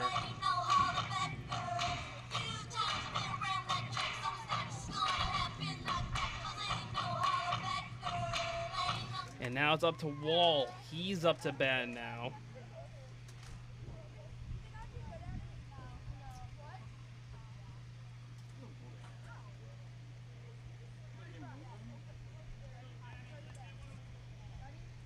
Wall's going to look at that one. Ball in the dirt for a 1-0 count here. Wall in the day so far is also 1 for 3. He singled last time up and then flew out to center, and then he also grounded with a simple 5-3. He's batting .263 on the year. Looking at that one, catcher took a double look at the ump right there. That's a 2-0 count now.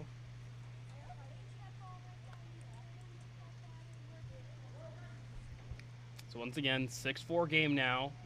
Top of the 7th. Swing and a miss, strike 1.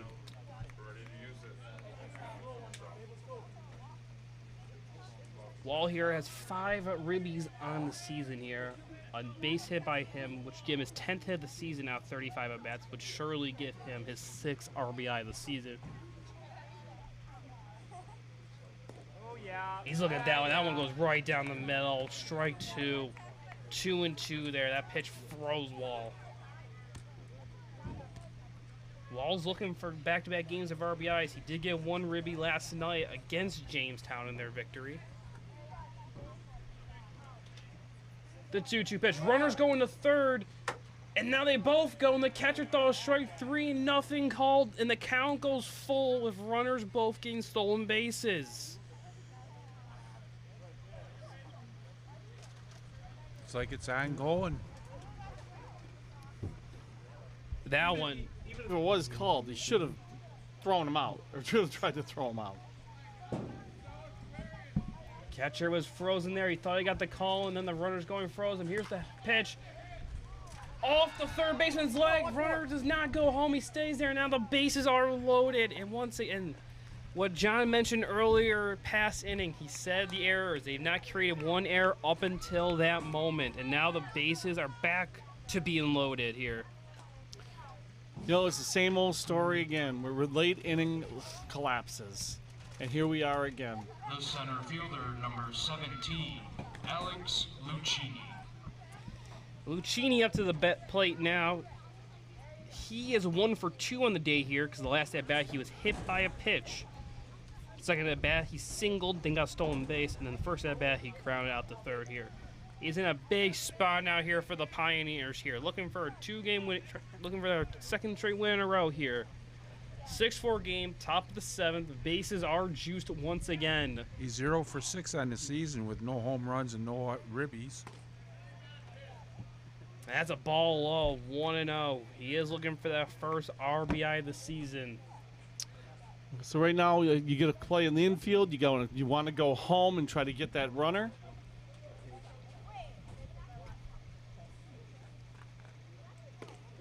Ooh, looking at that one inside, 2-0. Yeah, pretty much it is a play you want to go home, but the way the defense has been going, I feel like you have to go play at the easiest base because you are up still 6-4. Fouls it off right there, strike 1. You are up by 2 runs still, so you can give in that 1 extra run as long as they get the out, because outs are gold for the Power right now, especially with this bullpen and the fielding lately by this team. Yeah, it's been less than desirable.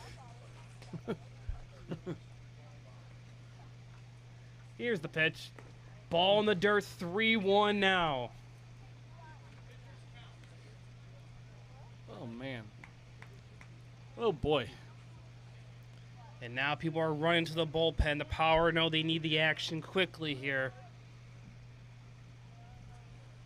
The 3-1 pitch. Swinging away, that's gonna go just foul down the line.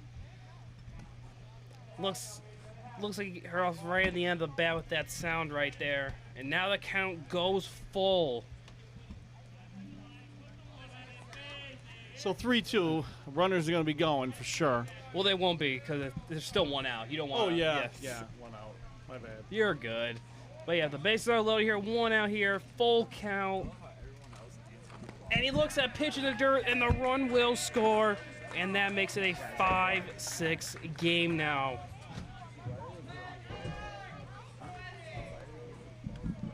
The shortstop, Just the same number story we've all 21, been saying. If you watch the Lucas Power so far Phelps. this season, it's the pitching, the late inning pitching, sorry, that has just been the issue. Like, they can get through the 5 innings perfect, like Billy Moore said, greatest of V's.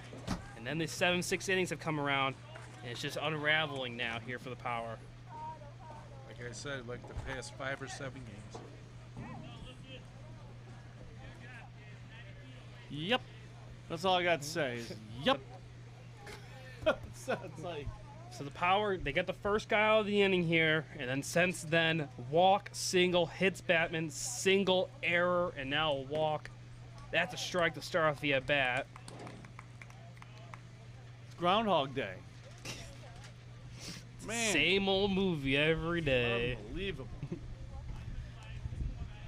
Thing about it is the Power do still have the lead here, very slightly. It was 6-0, but the last 2 innings have changed a lot.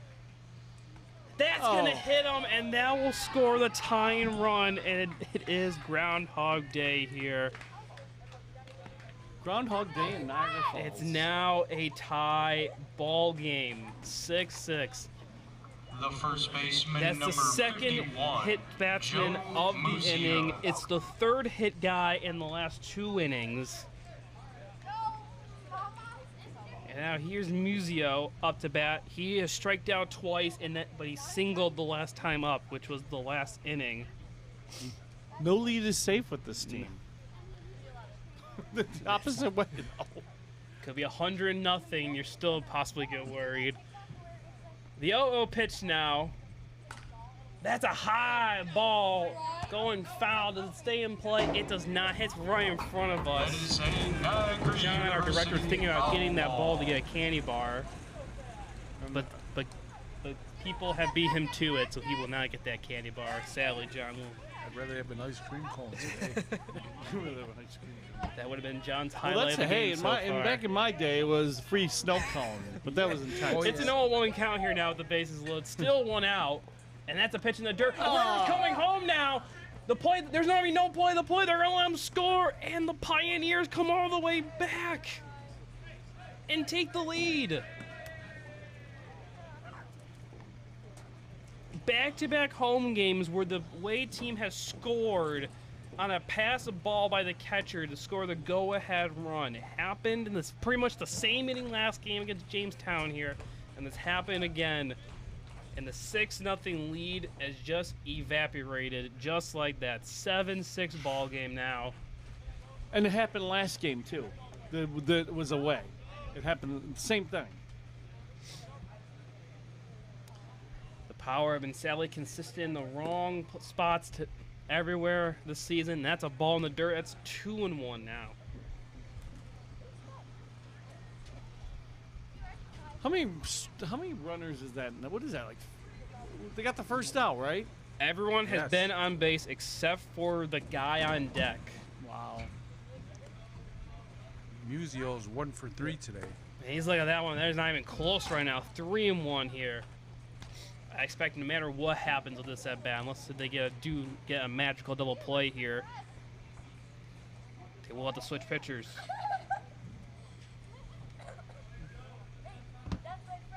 3-1 pitch.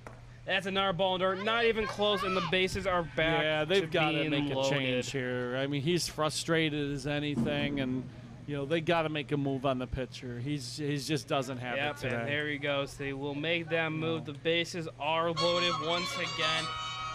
Once again, we're going to take a quick commercial break while we make the pitching change here. The Pioneers have stormed back and taken the lead. It's 7-6. We'll be right back. Hey,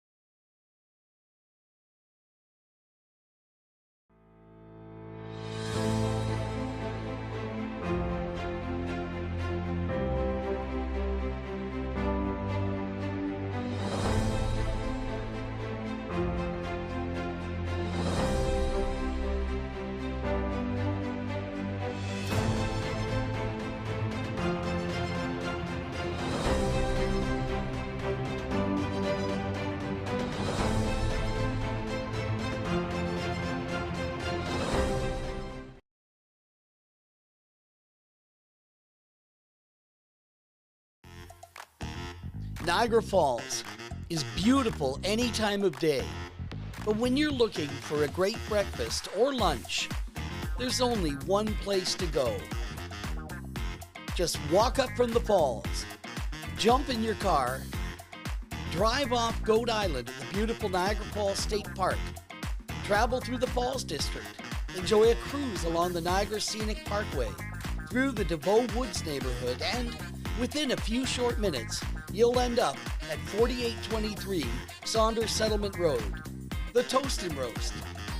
The best breakfast or lunch in town, and close to everything else that you'll want to see.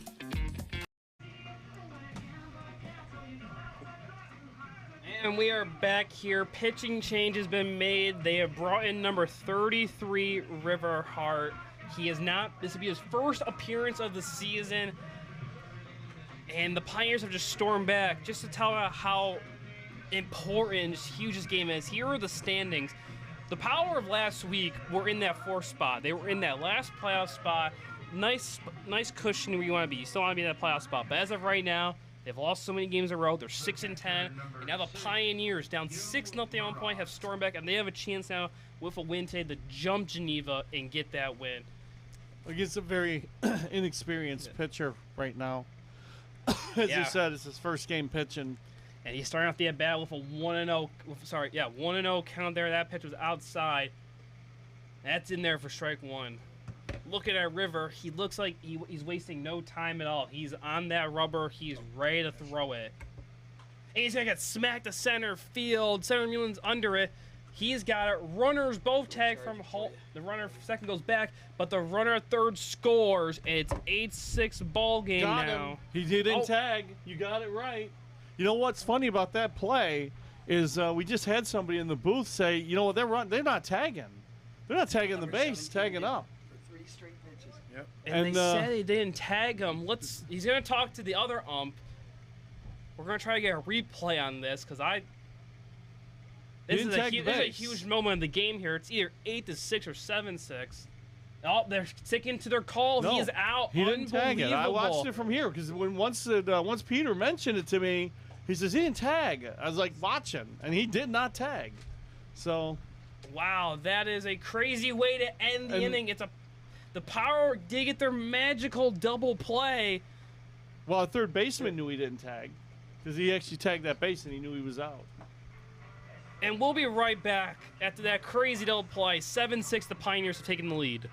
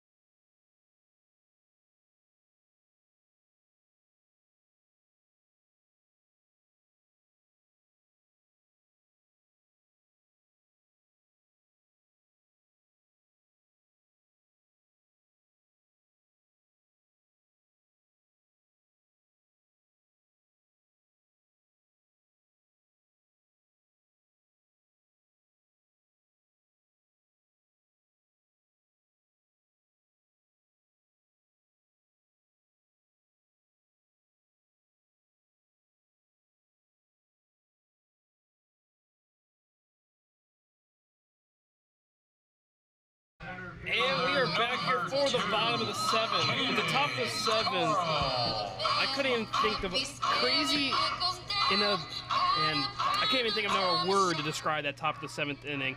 The Pioneers come all the way back from 6-0. They scored 5 in the top of the 7th. They now lead 7-6. That's a high ball to start off the inning. But the way the inning ended, the power may have been saved. The runner at third did not tag up. He ran before the ball was caught. So the outfielder caught it at left field, threw him out of third then. So in a magical double play, keeps the power within 1. So the bats need to come back here and get the power back on track where they were. Carl's batting .250 on the year with no home runs, but 8 ribbies. And Carl starting the bat with a 3-0 count here. Carl, though, is 0 for 3 on the day with a strikeout. He got on with an error, and then a 4-3 put out. And that's a strike. And he was taking that all the way. It's important that you just get runner on base right now. Bottom of the 7th inning, down by 1. Unforeseen circumstances have happened here. And that's ball 4, and the craziness is about to start again because the power has get someone on base here. Carl. The extra hitter, number 8, And Payne Heels at the bat here. He is 2 for 3 on the day with 2 singles. Has scored both times, and then the 1 out he had was a fly out to the left fielder here. The last hit was that bunt single. And he almost gets hit in there, but he moves out of the way for a ball 1 here. It's like the game against Jamestown. The late inning pitchers are just struggling. They cannot get the outs. They cannot find the strike zone. Eagles is batting .385 on the year, no home runs, but 9 ribbies. That's a ball in the dirt. Gets away. Runner at first freezes, so Carl's not going to go. He couldn't read it anyway. That's a 2-0. As we find a nice breeze going, and the Pioneers are going. Looks like they're running to the bullpen. They are getting people up now.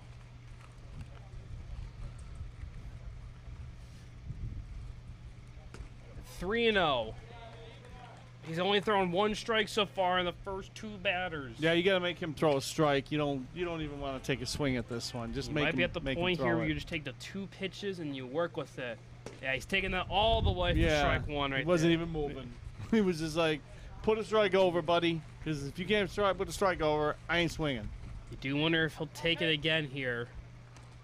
3-1's a good hitting, count. So he takes in the dirt. Ball 4. Runners are on now. I'm not supposed to at do first that, and second.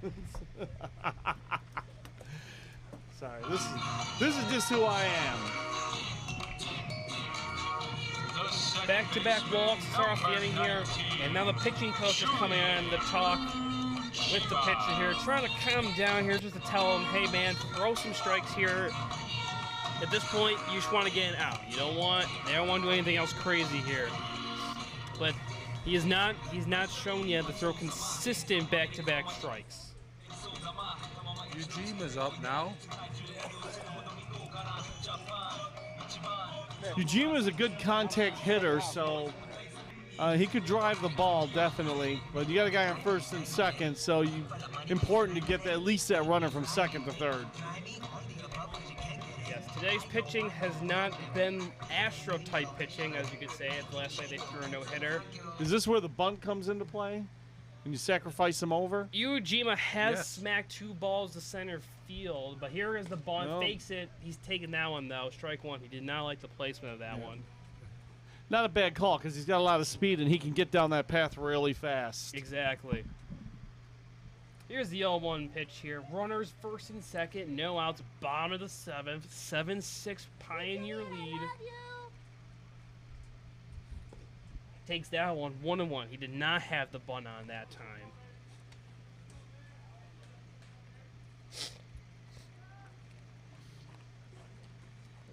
Ujima is a 1 for 3 on the day.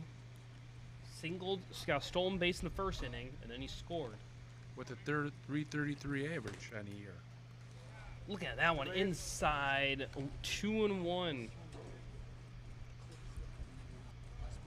Well, as you can see, the late inning pitchers, as you said, struggling to throw strikes.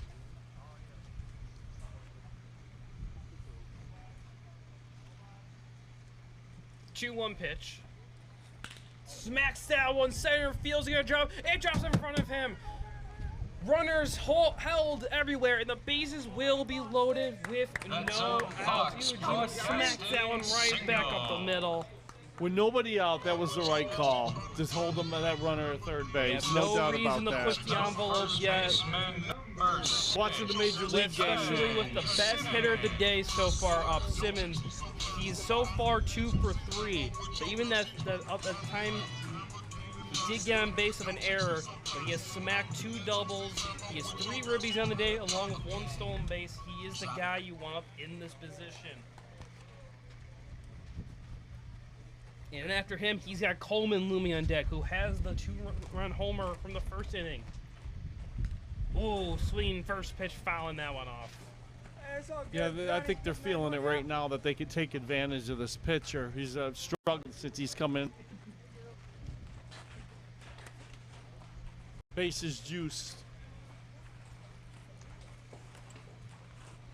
Yep, bases loaded, no outs, 0-1 counted.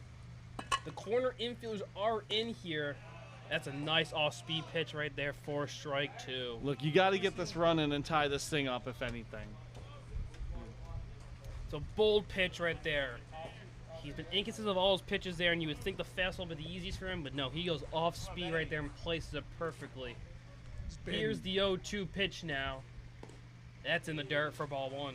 He's batting 666 for the year with 666? That's what it says. That's got to be some kind of typo. Or something. Oh, like I said, I mean, this website has typos. What can I tell you? Come on, John. Oh. Swing and a miss, got him swinging, 1 down. The designated hitter, number 23. Huge pitch. David He went off speed again. Okay. He's been finding his off speed pitch. We need David to Got him use his ahead. strength here and get that ball in the outfield. Send it out of here. But even if you just get it long, out there, you get a run in. Yep, like we said before, Coleman's 1 for 3 on the day. Has that 2-run homer in the first inning. Striked out looking the second time. And in the 5th inning, he flew out to. It was a pop-up right to the second baseman. And he's looking at that one, outside corner for strike 1. You cannot come away with no runs in this inning. Coleman with a 225 average on the year. So just like how the Power got that magical double play, this will be even more magical to get bases low gnaws and get out of this with no runs. Here's the pitch. Ball in the dirt. Runner does not go. It does not get that far away. So the bases still remain, but it's a 1-1 count. Yeah, that ball didn't go far enough away. He was a dead duck if he even tried that.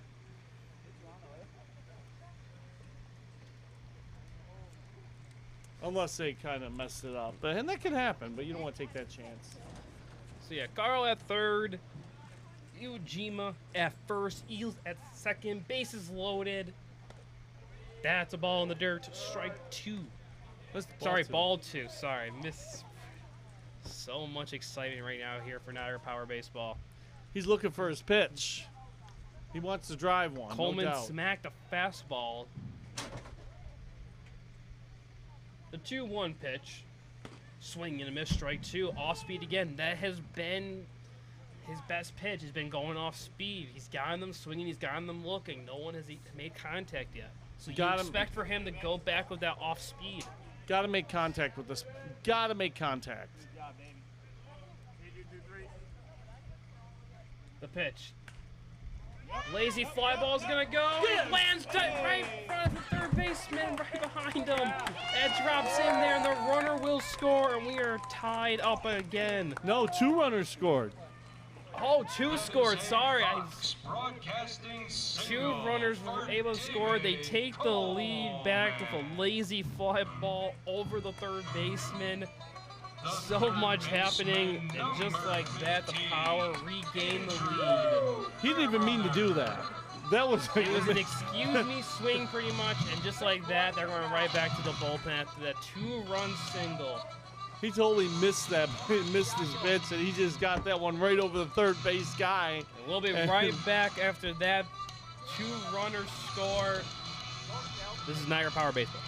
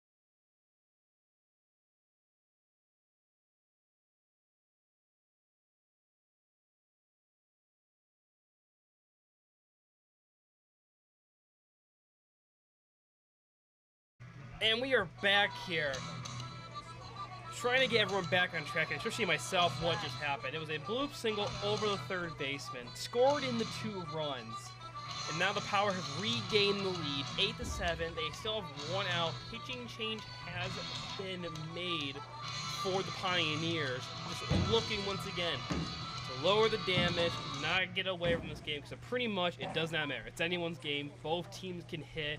And both teams' pitching has not shown since like the middle of the game that either team can get simple 1-2-3s.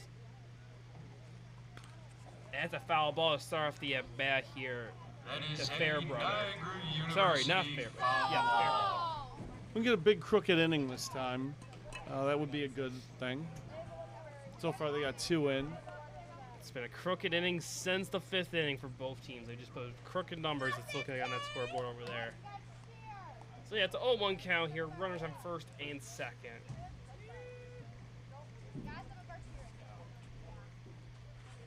Runner to third. It's a hit and run. That's up the middle. Runner will score easily. It's a 9-7. Runner over the third. Coleman, he gets there easily. It's a 9-7, a ball game. Well, they had the hit and run on there. Small ball once again. There's a perfect hit up the middle. Broadcasting single.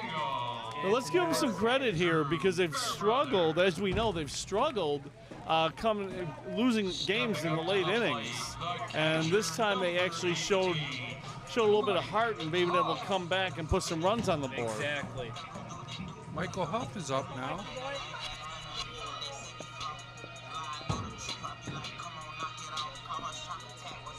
But they don't stop now.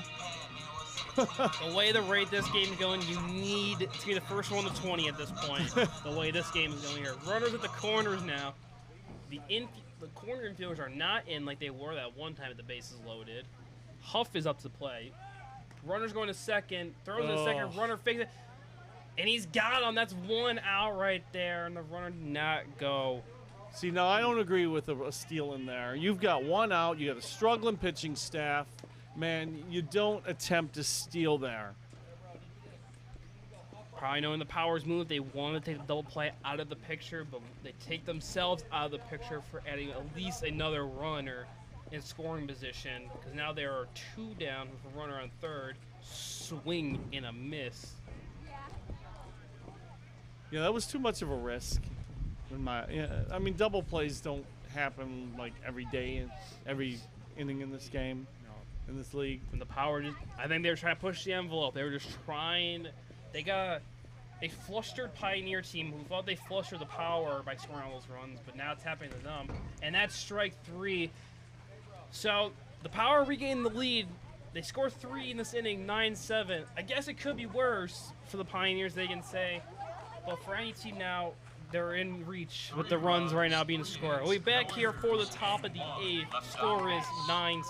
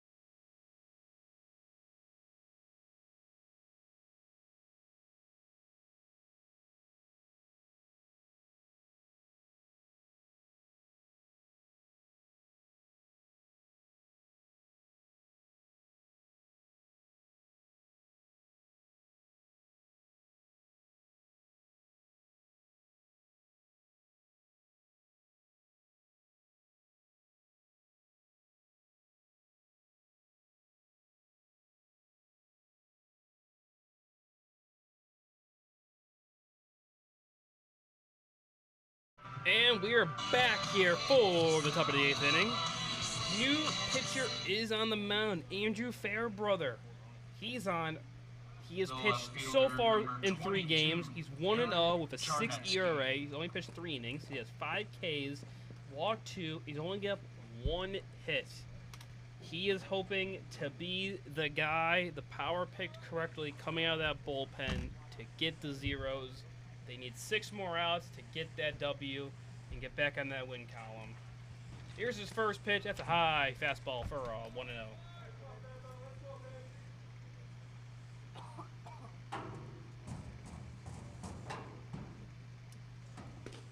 And he does a fastball right in there, even up that count of 1-1 here.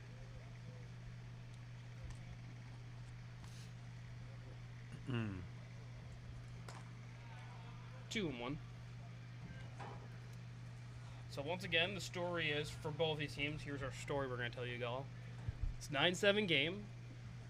Pretty much, they're swinging and miss for strike 2. Pretty much, the Power took over this game. They scored 4 in the first, and they scored 2 in the 5th. Made 6-0. And then all of a sudden, the 6th and 7th hit. They hold up actually. They did not go. Makes it full. The Pioneers stormed back. They scored 2 in the 6th, 5 in the 7th. They took the lead 7-6. Then we went to the bottom of the 7th inning, and then the Power scored 3 of their own, which makes us 9-7. And that's where we stand. And the inning starts off with a leadoff walk. Oh boy. Charniski's 1 for 3 on the day. And we are back to the same old thing we're watching. We just pressed rewind in the last inning, and we're probably going to rewatch it again here. Honestly, at this point, they just need to worry about the hitter. You're leading. There's 2 innings to go. Don't concentrate so much on that runner on first, and just buckle down and get this next guy. It's going to be more when the ball is going to be hit in play, and that defense just has to be ready to make the simple play here. Well, they had a ball over the plate first. There's the ball on the start. Hanley's up the plate here. He is 0 for 3 in the day. He walked and scored last inning, but he has a backwards K, a fly out to left, and then he striked out swinging the 2nd inning. He's 0 for 9 on his season, no home runs and no ribbies. So yeah, he's looking for his first major hit of the season. That would come through huge, especially in this team's effort for a comeback.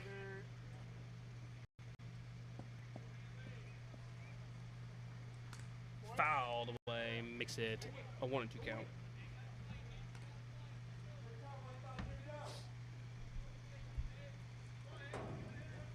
A couple innings ago, I was saying how this game is actually going by pretty smoothly and fast. Well, the last inning took over 40 minutes, so that's where we stand right now.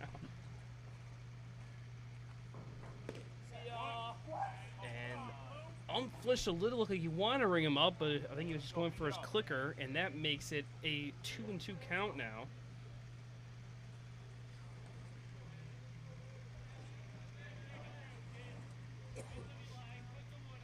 Two count here, no outs.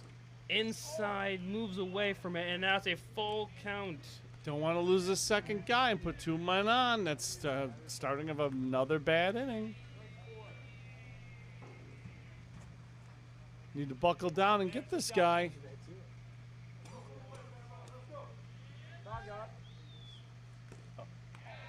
Foul tip, just barely. Catcher could not hang on to that one, and the at-bat continues.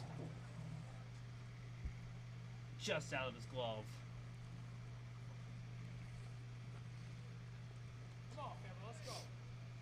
And the runner was going here, so the Pioneers do want to put that runner in scoring position here. He does not go this time. Smacked right to the shortstop. High, is that? Oh, and he does not catch it. It's a high chopper to the shortstop. He could not corral it. And once he did, he threw it, went in and out of the second baseman's glove. He rushed it. And the Power once again struggle in the field. And now it's 1st and 2nd. No one out. He rushed that throw. I'm not even going to blame the second baseman because I don't think the second baseman thought that ball was coming to him. I think he figured it was going to first, but the shortstop rushed the throw. It comes back to those making the simple play. The right fielder, number 15, Zach Odom. And here's Odom, who he's looking the bump, but he's fouling that one foul right there. It's a smart play. You got 2 men on, bunt them over to second and third. You got them in scoring position. Odom's got an average of 222. So yeah, when our director John was here talking, he said once again they can't commit errors. Since he said that, they have committed 2 huge errors that have possibly led the Pioneers back in this game. And they're looking to bunt here. First baseman was crashing in there, but it was pulled away for ball 1. 1-1 now. Then we need to blame John for this. I've been blaming John We're blaming since John. I met him for everything. I want to wish his Avalanche good luck tonight. Yes, Colorado looking for their Stanley Cup win tonight. That's ball 2-1. But That game's in Tampa, though, so, I mean... It is in Tampa tonight. If you're all watching on ESPN, the game's at 8. We are not sponsored, but that's a little plug for them. For no reason. It's on ABC. It's on ESPN and ABC. Whatever. NBC. There we go. Whatever. That's fouled away. That's going to even the count of 2-2. Well, you're not going to bunt now. Niagara University If he foul bunts ball. now, he's really testing fate. It would be a bold strategy to bunt. He's not going to bunt. Two count. No way. No, I haven't seen too many people bunt on 2 strikes. So he's going to have to swing See away. here if he's watched those Ichiro What bunting we really need videos here is a double play. Takes that one. Full count, bases loaded now. Or what Sorry, we not bases loaded. Full count, 1 ball away from being bases loaded with no outs. But what we really need is the pitcher to get the ball over the plate. Fairbrother looking to get his first out of the inning. Here's the pitch. That's a high sky ball. It stays in play. Infield fly rule has been called. That's the first out of the inning. A huge out for Fairbrother. No doubt. That was a huge one to get out of there. So, you know, you get 1 out, you get 2 men on. Number 37. Odom got really under it. It takes the sacrifice out of the equation because they're not going to sacrifice with 1 man out already.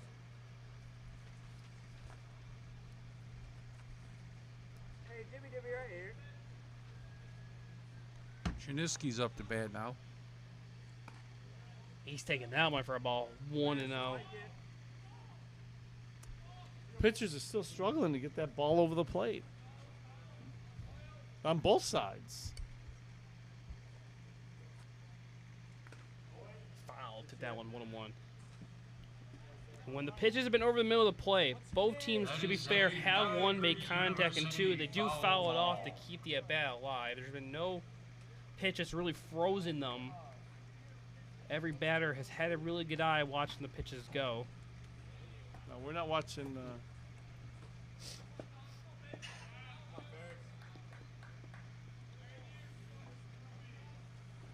We do gotta keep in mind this is a developmental league. Yes, these are all college kids learning. That's going to be a blooper right to the second baseman. Infield fly rule has been called against. That's the second out. And just like that, 2 infield flies. So Gets you out. basically they are all in the learning process of learning the game, and you know, so we do have to keep that in mind when we're watching this. When we're watching, Frank Raymond's up to DH. Wayman is 2 for 4 on the day. He's flown out his first 2 times, but he'd come back here with a double, which he scored. Then he's got the big single up the middle last inning, which gave them the go-ahead run. they need to be careful with this guy. He's hurt them today. I think he's got 3 RBIs, doesn't he? He's got 7 RBIs on the season. 7 on the season. He has 3 on the day. That's a swing strike. 0-2 is the count on him. So now, if you're the pitcher, now is here where you don't throw anything decent. You try to get him on a bad pitch. 0-2 pitch here, top of the 8th. 9-7 game, 2 outs. Here's the pitch. Yep. Outside ball. That's okay. Every time the flinches back there, and you always think he's ringing them up, but he's just going to his little clicker. Still a dangerous hitter, so you still got to be careful on what you're gonna give him. He's got that one again. 2-2. Two great looks by Wayman right there. Not chasing it. He's not forcing anything. He's going to make Fairbrother come at him with his pitch that he wants. Fouling that one off just barely. Oof. Keeping the bat alive right there. Look at replaying this one. Just fouling it off right there. I didn't see the foul. Sorry. It's a very quiet foul ball here. Yeah, it was a quiet foul. I thought he got him. Well, here we go. 2-2 now. Come on, babe, form me up. Need you. What? Outside, full count now. The runners will be going. First and second, 2 outs, full count. Top of the 8th once again. 9-7 to score, the Power in the lead. So now you got to give him something here. Fouling that right. That one's going over and out of the stadium. That is That's a going for Niagara the abandoned University pools right behind the foul stadium ball. right there. The Seagulls are getting a little souvenir over there. Is that a baseball team? The Seagulls? Seagulls, I don't think are basically. Those are those The only little- Seagull team I know really are. They're not called the Seagulls, but the soccer team and their logos is Seagulls. Shout out to Brighton. Over in England. Runners go again. He takes that one all the way. What a look. Does not get the call. Ball 4, and the bases are back to being loaded once again. The extra hitter, number 28, Johnny Wall. And here's Johnny Wall. He can't last inning. He got on by a big error by the shortstop, and then he later scored. He's taking that one for ball 1. You gotta be careful you don't hit him. So the runner almost did. The runners on base, no hits this inning. It's been a walk, an error, and another walk. And he's looking at that one inside strike. Wall does not look like he likes that one. Yeah, I think the Elmira manager is telling their hitters make sure they make them throw a strike. They're not chasing anything so far. Inside backs away from that. 2-1. He's batting 9 for 35 on the year, 257 and 5 ribbies.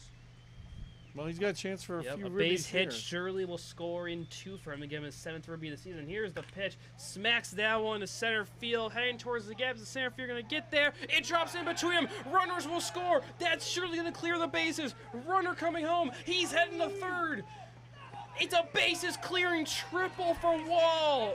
And just like that, they take the lead back 10-7. And this is why last inning you do not try to steal second and get a second out. You try and get that run from third in. What a moment for Wall there. The biggest hit of his season probably right there. Bases clearing triple with 2 outs. And once The again, center the fielder, lead number changes again. The 17, Pioneers Alex regain the lead. 2 out doldrums. It's 2 outs once again. The 2 out doldrums, There's I'm going the to ball. call it. Because it has Both been teams are just afraid to get that second out. They'll get the first 2 outs. it has been a theme all year. He's going to smack down with Lucci. High bounce to the short. He's got to run. He's going to get overthrows his head. And the runner will score. Once It's again. 11-9 now. Once again, you're rushing the throw. You got time. If that ball's hit right to you, you're in shortstop. You got time to throw the runner out. You don't have to rush it. You can see from the beginning when he took that ball, he rushed the throw. I think it was going to be a hard play because I think it was going to be a really bang play there. But even The then, the shortstop, throw number over 21, guarantees the run Lucas scoring. Phelps. Runner is going. They're doing everything now. Safe. Oh. He just gets in there. That was close. Oh, boy.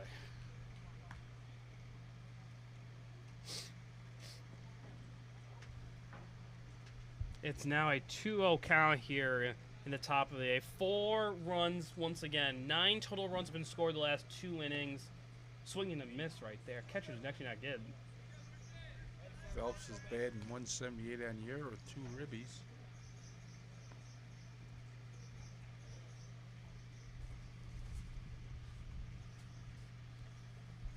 And Phelps is here for a hit here. Will definitely extend the lead here. They have not had a. That'd be the biggest lead of the day for them. He's fouling that one off. So once again, Fairbrother gets him down to the final strike here, trying to get out of this inning here.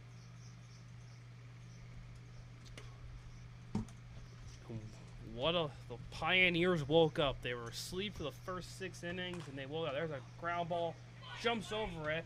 Shortstop with the strong throw does not get there. He is safe. He beats that one out, and the inning continues. Now that one he made the right play on that. Unfortunately, he just wasn't able to get the runner. It was a slow ground ball to the shortstop, and then he had to deal with the runner from second running to third. He had jumped over it, so your eye does come off of it just a bit. But yeah, the throw was never going to beat him. He got out there in time, and now there's runners on the corners here with 2 down still.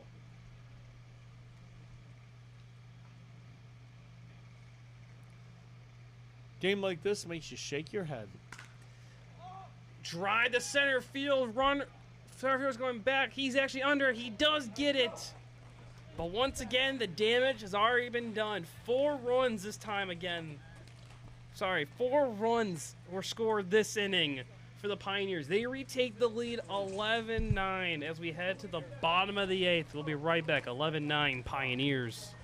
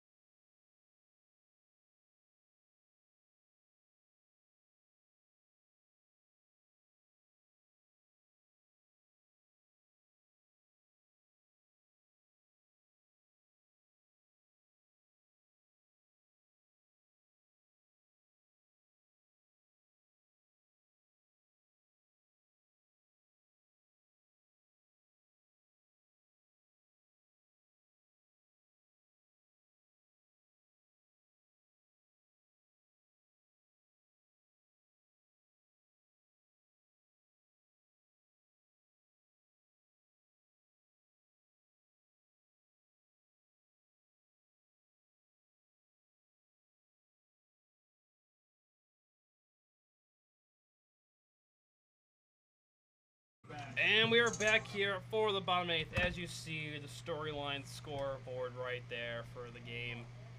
It's been hits galore the last 3 innings and runs galore. That's a ball start of the inning. Simpler times when it was 6-0 for the Power, but that seems like a distant memory now. Now it's 11-9. It's a lazy fly hit down the right field line. I'm gonna guess it's foul. No signal anything, but we're gonna go foul right there and make it a 1-1 count there. Don't worry, I'll be the one to say it. John, I was an umpire back in my day. DeCarlo's batting 172 on the year. No home runs and 5 ribbies, go 5 for 29.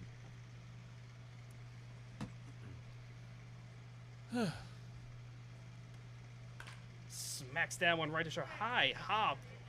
Be a tough play, and he makes it because the ball gets away from the first baseman. That's a Fox broadcast. That one's gonna go down as a single because it was a tough play anyway right there. The shortstop had to reach all the way behind him and try to make that. It would have been a Derek Jeter type play right there, or like last night, Bobby Witt, shortstop of the Kansas City Royals. Carlos Correa made those plays all the time. But last night, Bobby Witt Jr., that play he made last night was unreal. It was just a carbon copy, of what Derek Jeter used to do in his day.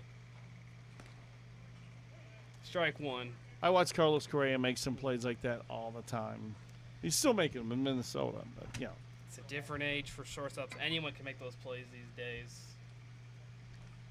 Oh, you didn't see Ozzy, did you? Nah, I'm not that old. Did he go? He did not. Watch it. There's this thing called. I've seen the highlights of Ozzy. Yeah, but exactly. There's this thing called YouTube that kind of works. You guys know about that, I'm sure. According to my iPad, I average 10 hours of YouTube a week. So A week? A week? well, 'cause I fall asleep when it's on, so it's like I'm watching just video games. You mean I watch more YouTube than you do? That's actually a strike actually in there. Makes a call in the inside corner right there. I watch old games from the 80s and stuff. It's not baseball, football. You can't really find the baseball one. During COVID, that's all I did. I just watched the old games because there was Yeah. nothing to watch. Unless you wanted to watch Korean baseball, which Korean baseball was actually pretty fire to watch. Was not bad. That's on, you talking about the Nippon League? Yes, I believe I so. watched that. That wasn't Korean, that was Japanese. I believe it was the Korean first. By the way, strikeout swinging. That's the first out of the inning. Back to the action. Sorry, you would think in the biggest moments of the game we would focus on the game, but our curiosity about what we watch is better. Go on, AJ. So Okay. one out here at the strikeout here. They missed AJ a lot when he was injured, I'll tell you. Runner slides back in there. They definitely Very missed much him. in time. AJ's the little spark plug of this team, so hopefully he can bring something here. He singled earlier in the game, but he flew out twice since then. He's taken that pitch in there for a 1-0. He's 3 for 12 on year with a 250 average, 2 ribbies. He's 1 out. It'd be a home run or a big hit in the gap for him to get that next ribby for him. He's gonna smack that one. That one's gonna go foul. 1-1's the count. You straighten that out, and we'll have a man on second and third.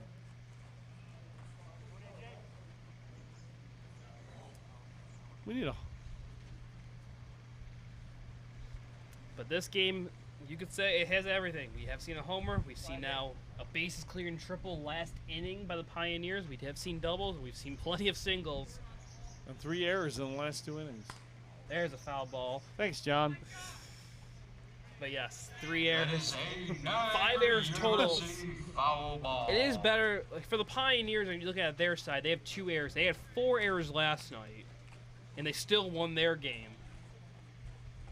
So for them, they know this stuff happens to them, and they overcome it. Where the Power, they need to learn that, and they need to do the same thing as that. That's high. That's a high 2-2 count right now. Baseball's a very mental game. And that's when you see players rushing things because they get they just it gets in their head. They get the yips. Like I think It's all about the momentum. There's a ball. 3-1. Is it 3-1? 3-2. 3-2. 3-2. Full count actually. 1 down. Full count here. Runner is at first. After the single by DeCarlo. Ground ball right to the first base. A nice play. He looks a second. Does not make that play. He gets the easy out at first. And that's a smart play right there by him. You don't want to force that. You don't want to take a risk when you know you have a guaranteed out right there. And knowing how runs are being scored at a fast rate, you'd rather take the out right there. And now the sad part about that is he had to jump really high, and if that goes over his head, they're running to get that ball for a long time. Great hops over there. Game of inches. Yep. So now there's 2 down here. Oh, excuse me, swing over the pitcher. He's going to be an out. That's actually going to be a single for Hemmer right there. That is a Fox Broadcasting single. Sorry, that's not Hemmer. Carl will get the single. Big play about that is your best hitter's coming up. Number 8. And then Eels now is coming up. Yeah, Caden Eels is up and is their best hitter, so that was a big play.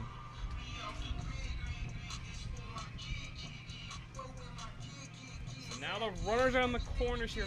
After that is the definition of an excuse me swinging there. He did not want to swing, but it helped in his favor because it went over the pitcher's head. If they try to He beat steal it here, out. if they try to steal here, I'm gonna lose my mind. Eels That's in there for strike one. Eels is 2 for 3 today. Well, we need him to be 3 for 4. Yes. Yep, he has two singles, he has a walk, and he's flown out to left field today. 2, 4,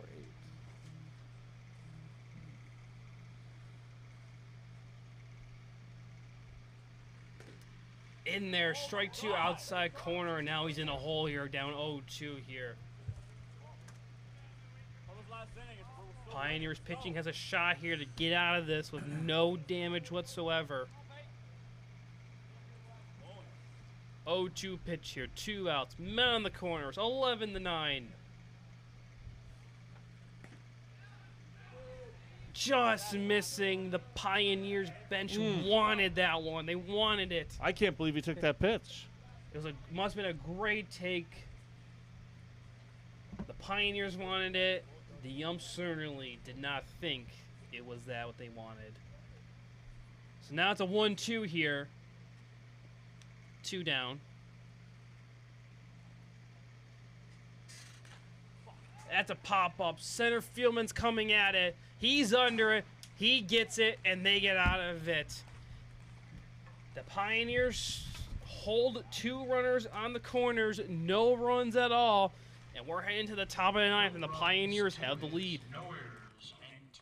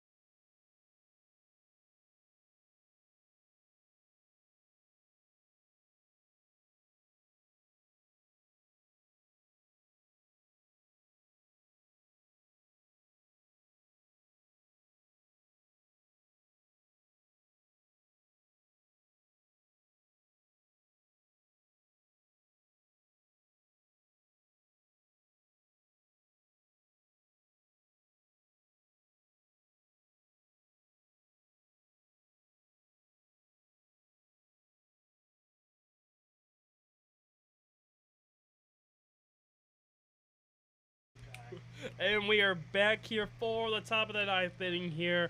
There's a strike to start off the game here. Start off the inning, sorry. Elmira. Fairbrother still in the game now. He's going to throw that one for a ball, make a 1-1 here. But yes, we are now at the biggest points of the game here, where we're in the ninth. The Power they need to hold as a ground ball to shortstop. Nice pick, the throw, got him. That's a beautiful play right there. That's a play they need for the first out of the inning. Try to get this in and over fast.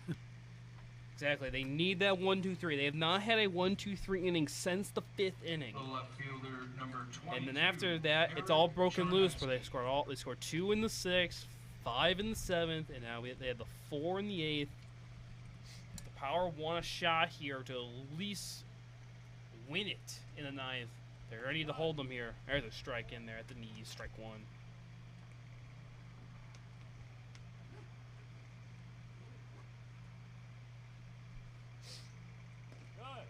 And there for strike 2, 0-2, starting off fast right there.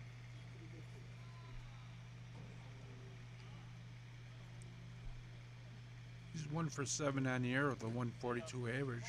No home runs, one ribby. Even now? Feel bad for you. At the ball in the dirt, 2-2. So for tomorrow, the Power do play tomorrow. They're at Jamestown, and then they'll be back here on Tuesday. Yes. And for the Pioneers, they are off tomorrow, and then they go and they play the Outlaws So that's how their upcoming schedules look like right now. And that's a full count, I believe. The scorebook's correct. We have 2 and 2, actually. Sorry, 2 and 2. 1 down.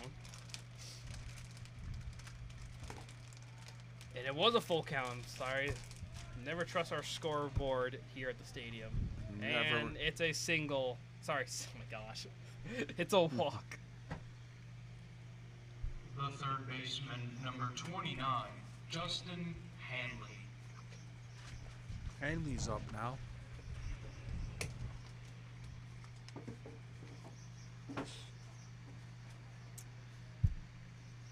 Here's Hanley. He's up to the plate here.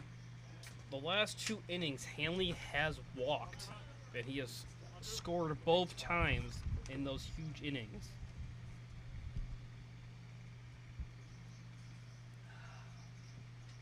And he's starting off 0-2. His eye is working today. He's not chasing anything. He is just waiting and waiting for the pitch that he has not seen yet.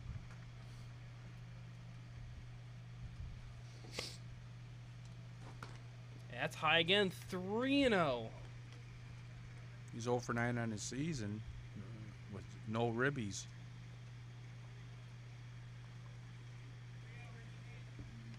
.30 count here. You think he's going to take it all the way. And he does, because it's a high ball. That's ball 4. And now it's first and second with 1 down. And the Pioneers, The right fielder, once again, number 15, Zach Odom. getting men on the bases. That's been the one thing about the Pioneers here. Even though they have 11 hits, Yes. most of the time they're getting on base, it's either by a walk or they're getting hit by a pitch. And they're getting runs, and that's why they're in the lead. And the manager's out to the mound here talking.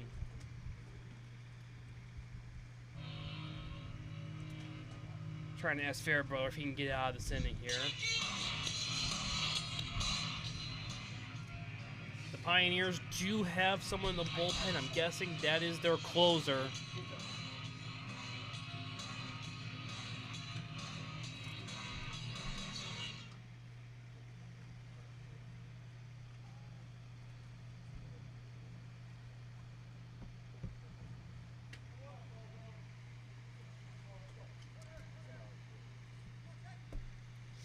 So here we go after just a quick talk to Fairbrother, try to get back in this here. Runners on second and first, 1 down here. Hanley's 0 for 3 today. And almost hits him in the head, and that is another ball. That's 4 stray balls thrown right now. And it's 1-0.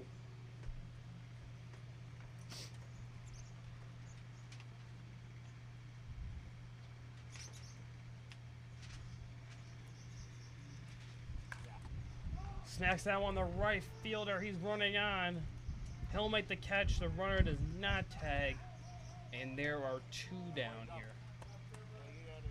Before the 5 straight balls are just thrown in, he smacked that one the right field. The Pioneers have walked The 6 second times baseman, today. Number 37, Kyle Jamilski. So it has shown that they're just doing everything in their, you could say, power to get on base.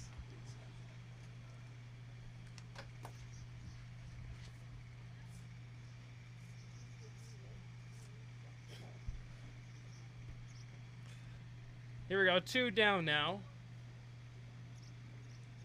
And that almost hits him, and that's going to be a ball. He moves out of the way right now.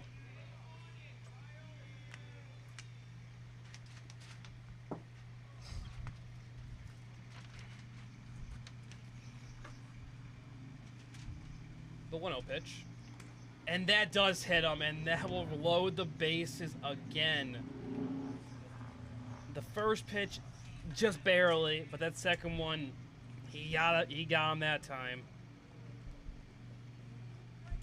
And now you just wonder, how can you limit this? No runs have been scored yet, but the way that things are going here, you can certainly see the future with these runners possibly, most likely, maybe coming home. Frank Wayman's up now. 3 at-bats today, 1 run, 1 hit. Wayman, I would say, he is their spark plug. He pretty much started off, he led off the 6th with a double, then later scored. And then he had a big go-ahead single 2 innings ago, and now he's up 2-0 here on Fairbrother. It's 10 for 34 on the year with a 294 average. And the thing is, Wayman, you think he's going to take a pitch and wait for his, but you think that the pitch that he's going to see is going to be right down the middle. That's ball 3, not even near the plate. And the bullpen is up for the power, so you expect them to make the change any moment if they cannot get out of this. And once again, they got the 2 outs, and they can't get the last one. And he's watching down all the way for strike 1, 3-1.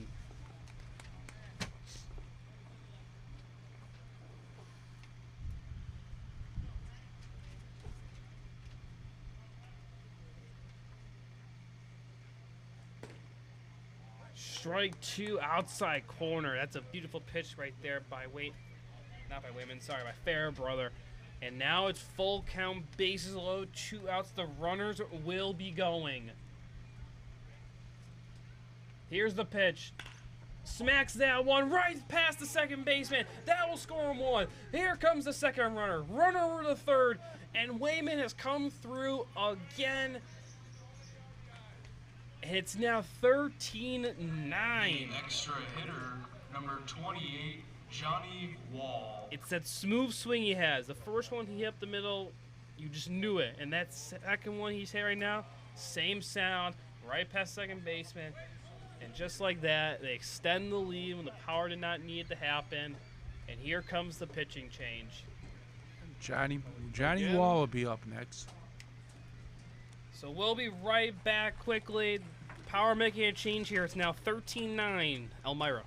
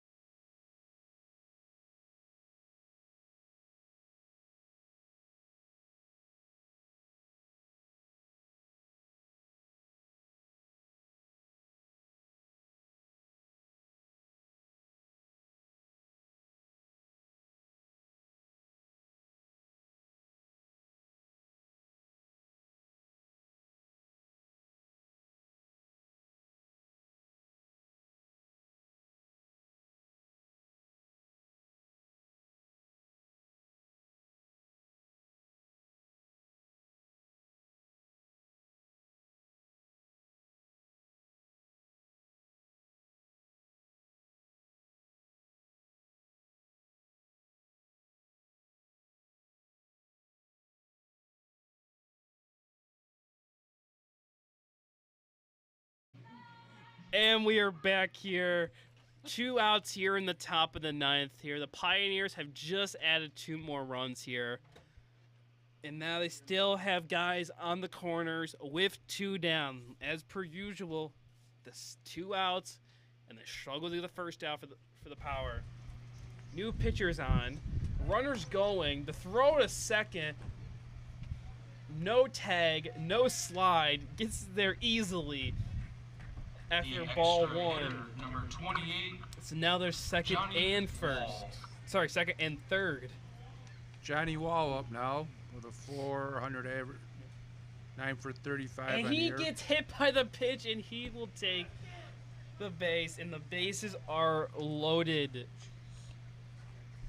You don't even know what to say anymore. You lose words. The center fielder, number 17, Alex Lucchini.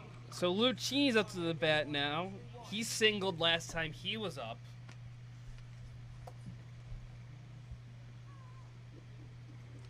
He's got to foul that one off for strike one. But yeah, if we here at Vox Sports, if we did have a post-game show, it would be a very long one to recap what has happened. And all we have to do is start at the sixth inning. And there's a drive to left field. That's going to get down. That's fair. 1-run scores. 2-run scores. They're sending him home. They're actually holding him up now. They thought better. And just like that, 2 more runs have been added. It's now 15-9. Kind of like one of my old beer softball league games. Phelps. Lucchini with his first extra base hit of the season, and he scores 2 runs in. If you've been here the whole game, you would know it. We were saying the whole time it was 6-0 heading to the 6th inning, and everything has changed since then. The Pioneers have scored a run in every single inning since that 5th inning when they had nothing. This is the biggest collapse since the Super Bowl when the Patriots came back and beat the Atlanta Falcons. And that's a ball. 1-1 now is the count here. Sorry, 2-0 is the count. Not to compare them, but yeah. I guess I did. Kind of like that movie Bad News Bears. It's a good representation right now, Bad News Bears. That's a high popper. Catcher running on. He can't see it, and it drops in there, and no one gets it. And the inning continues on. Wow. Miscommunication between first base and catcher. The catcher saw it all the way, and at the last second, it just drifted away from him. And the inning stays alive here for the Pioneers.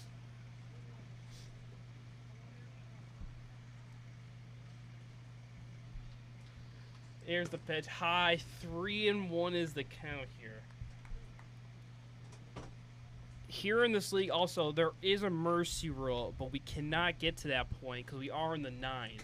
And that's ball 4, so the bases are back to being loaded.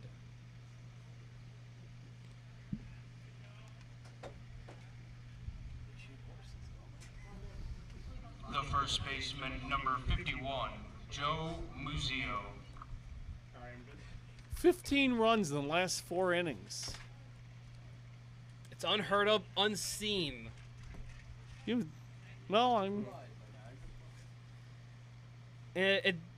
can't take this away from Billy Morris's performance, though. Billy Morris went 5 innings strong. He was fantastic.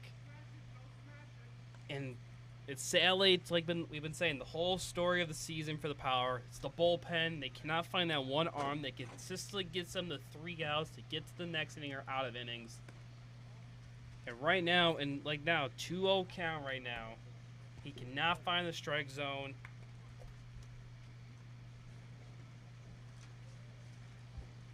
He's not even close to the strike zone. That's a foul ball right there, just late on that one.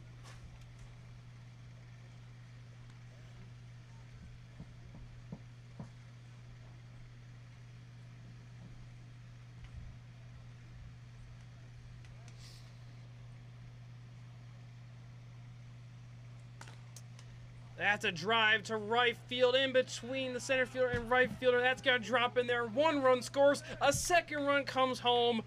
And the merry-go-round just continues. Muzio gets a hit now. It's now 17-9. 2 touchdowns and a field goal. Bring Josh Allen. We have now reached the Josh Allen number of 17. And they're a pitch runner at first now.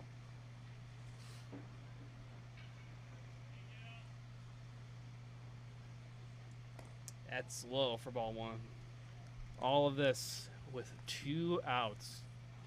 Even though, no matter what league you're in, you do find it kind of spectacular that a team could be able to manage pretty much half their runs for 2 outs. That's foul there. Because your back is against the wall. You know one thing you do wrong, the inning's over. And everything has just gone right for them. They've done everything right. No. What a catch. I mean, you've seen walks and hit obviously, ball well, that's what I'm saying, pitch but they're doing and- everything right. They're not chasing pitches. They're waiting for everything. And that's over his head. The runner's coming home now, and that will be their 18th run. No. They're throwing balls over people's heads. They're hitting batters. They're walking people. Now, this ain't nothing they're doing right. This is the power that are doing everything wrong. I mean, the shortstop, 2 key errors. I mean, it goes on and on and on. And on.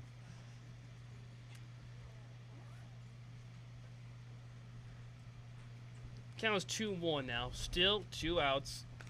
Foul. That's how many runs? 7? They have scored 7 runs here in the top of the 9th.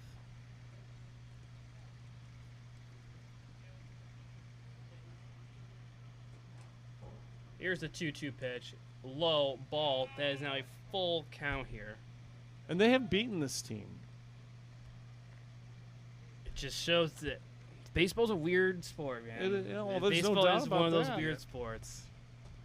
No doubt. Especially after a day like this. And weirdly enough, the way the day is going, you can't wrap the bottom of the 9th. There's a swing and a miss, and that will end a top of the 9th to remember for the Pioneers, they would say. 7 runs come across. They now extend their lead to 18-9. We'll be back for the bottom of the 9th. Do the Niagara Power have a miracle in the works? No.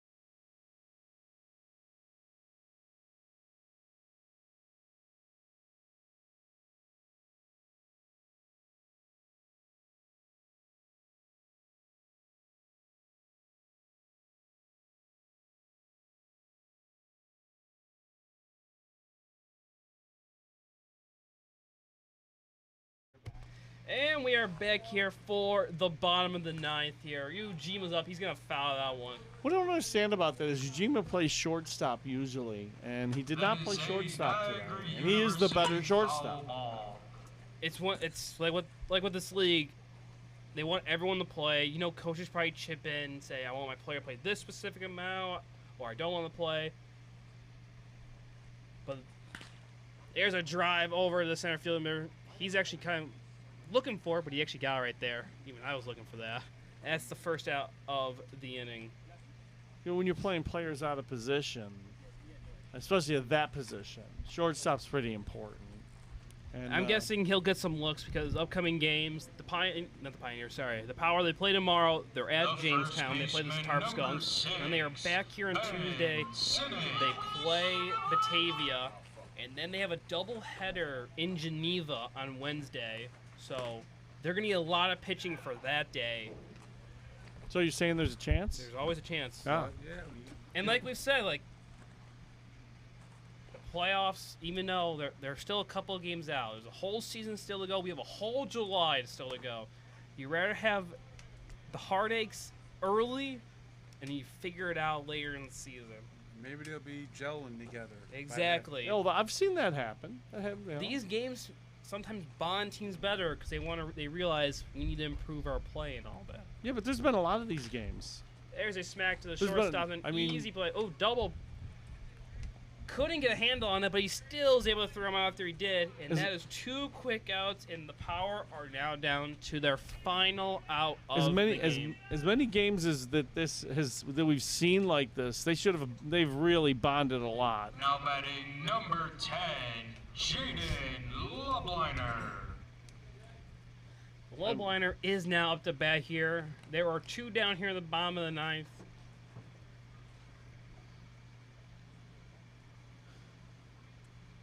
The other theory is you learn how to lose, and bad habits become, just get worse. For any sport, the best teams don't always win every game. No.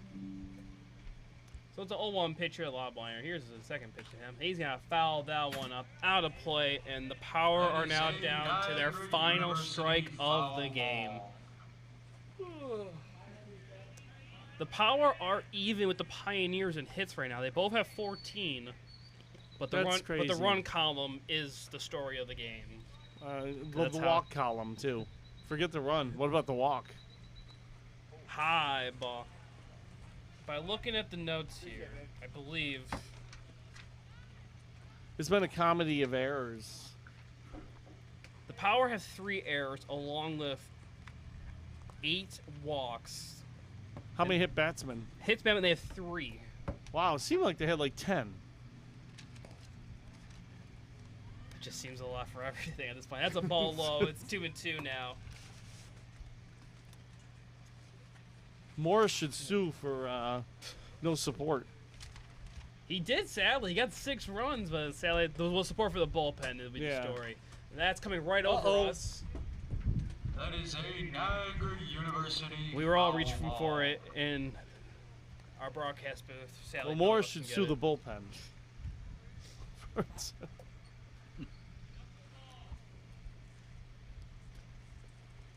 Here's the 2-2 pitch. 2 outs here in the bottom of the 9th. That's a high popper. First baseman's coming for it. And that's a W in the Pioneers' books they will put down. Pretty much for the Pioneers, they did not show up till the 6th inning. Because when they did, the ball game. The final they score. exploded. The Elmira 2 in the 6th, 5 in the 7th, 4 in the 8th, and 7th in the 9th. And they win this one 18-9, and that's how the game goes. We'll be back here Tuesday night for when Batavia comes to Niagara. We'd like to thank you again for watching Niagara Power Baseball, and for all of you all to have a good one. Thank you. Have a good night, folks. Every fan who brings in a donation will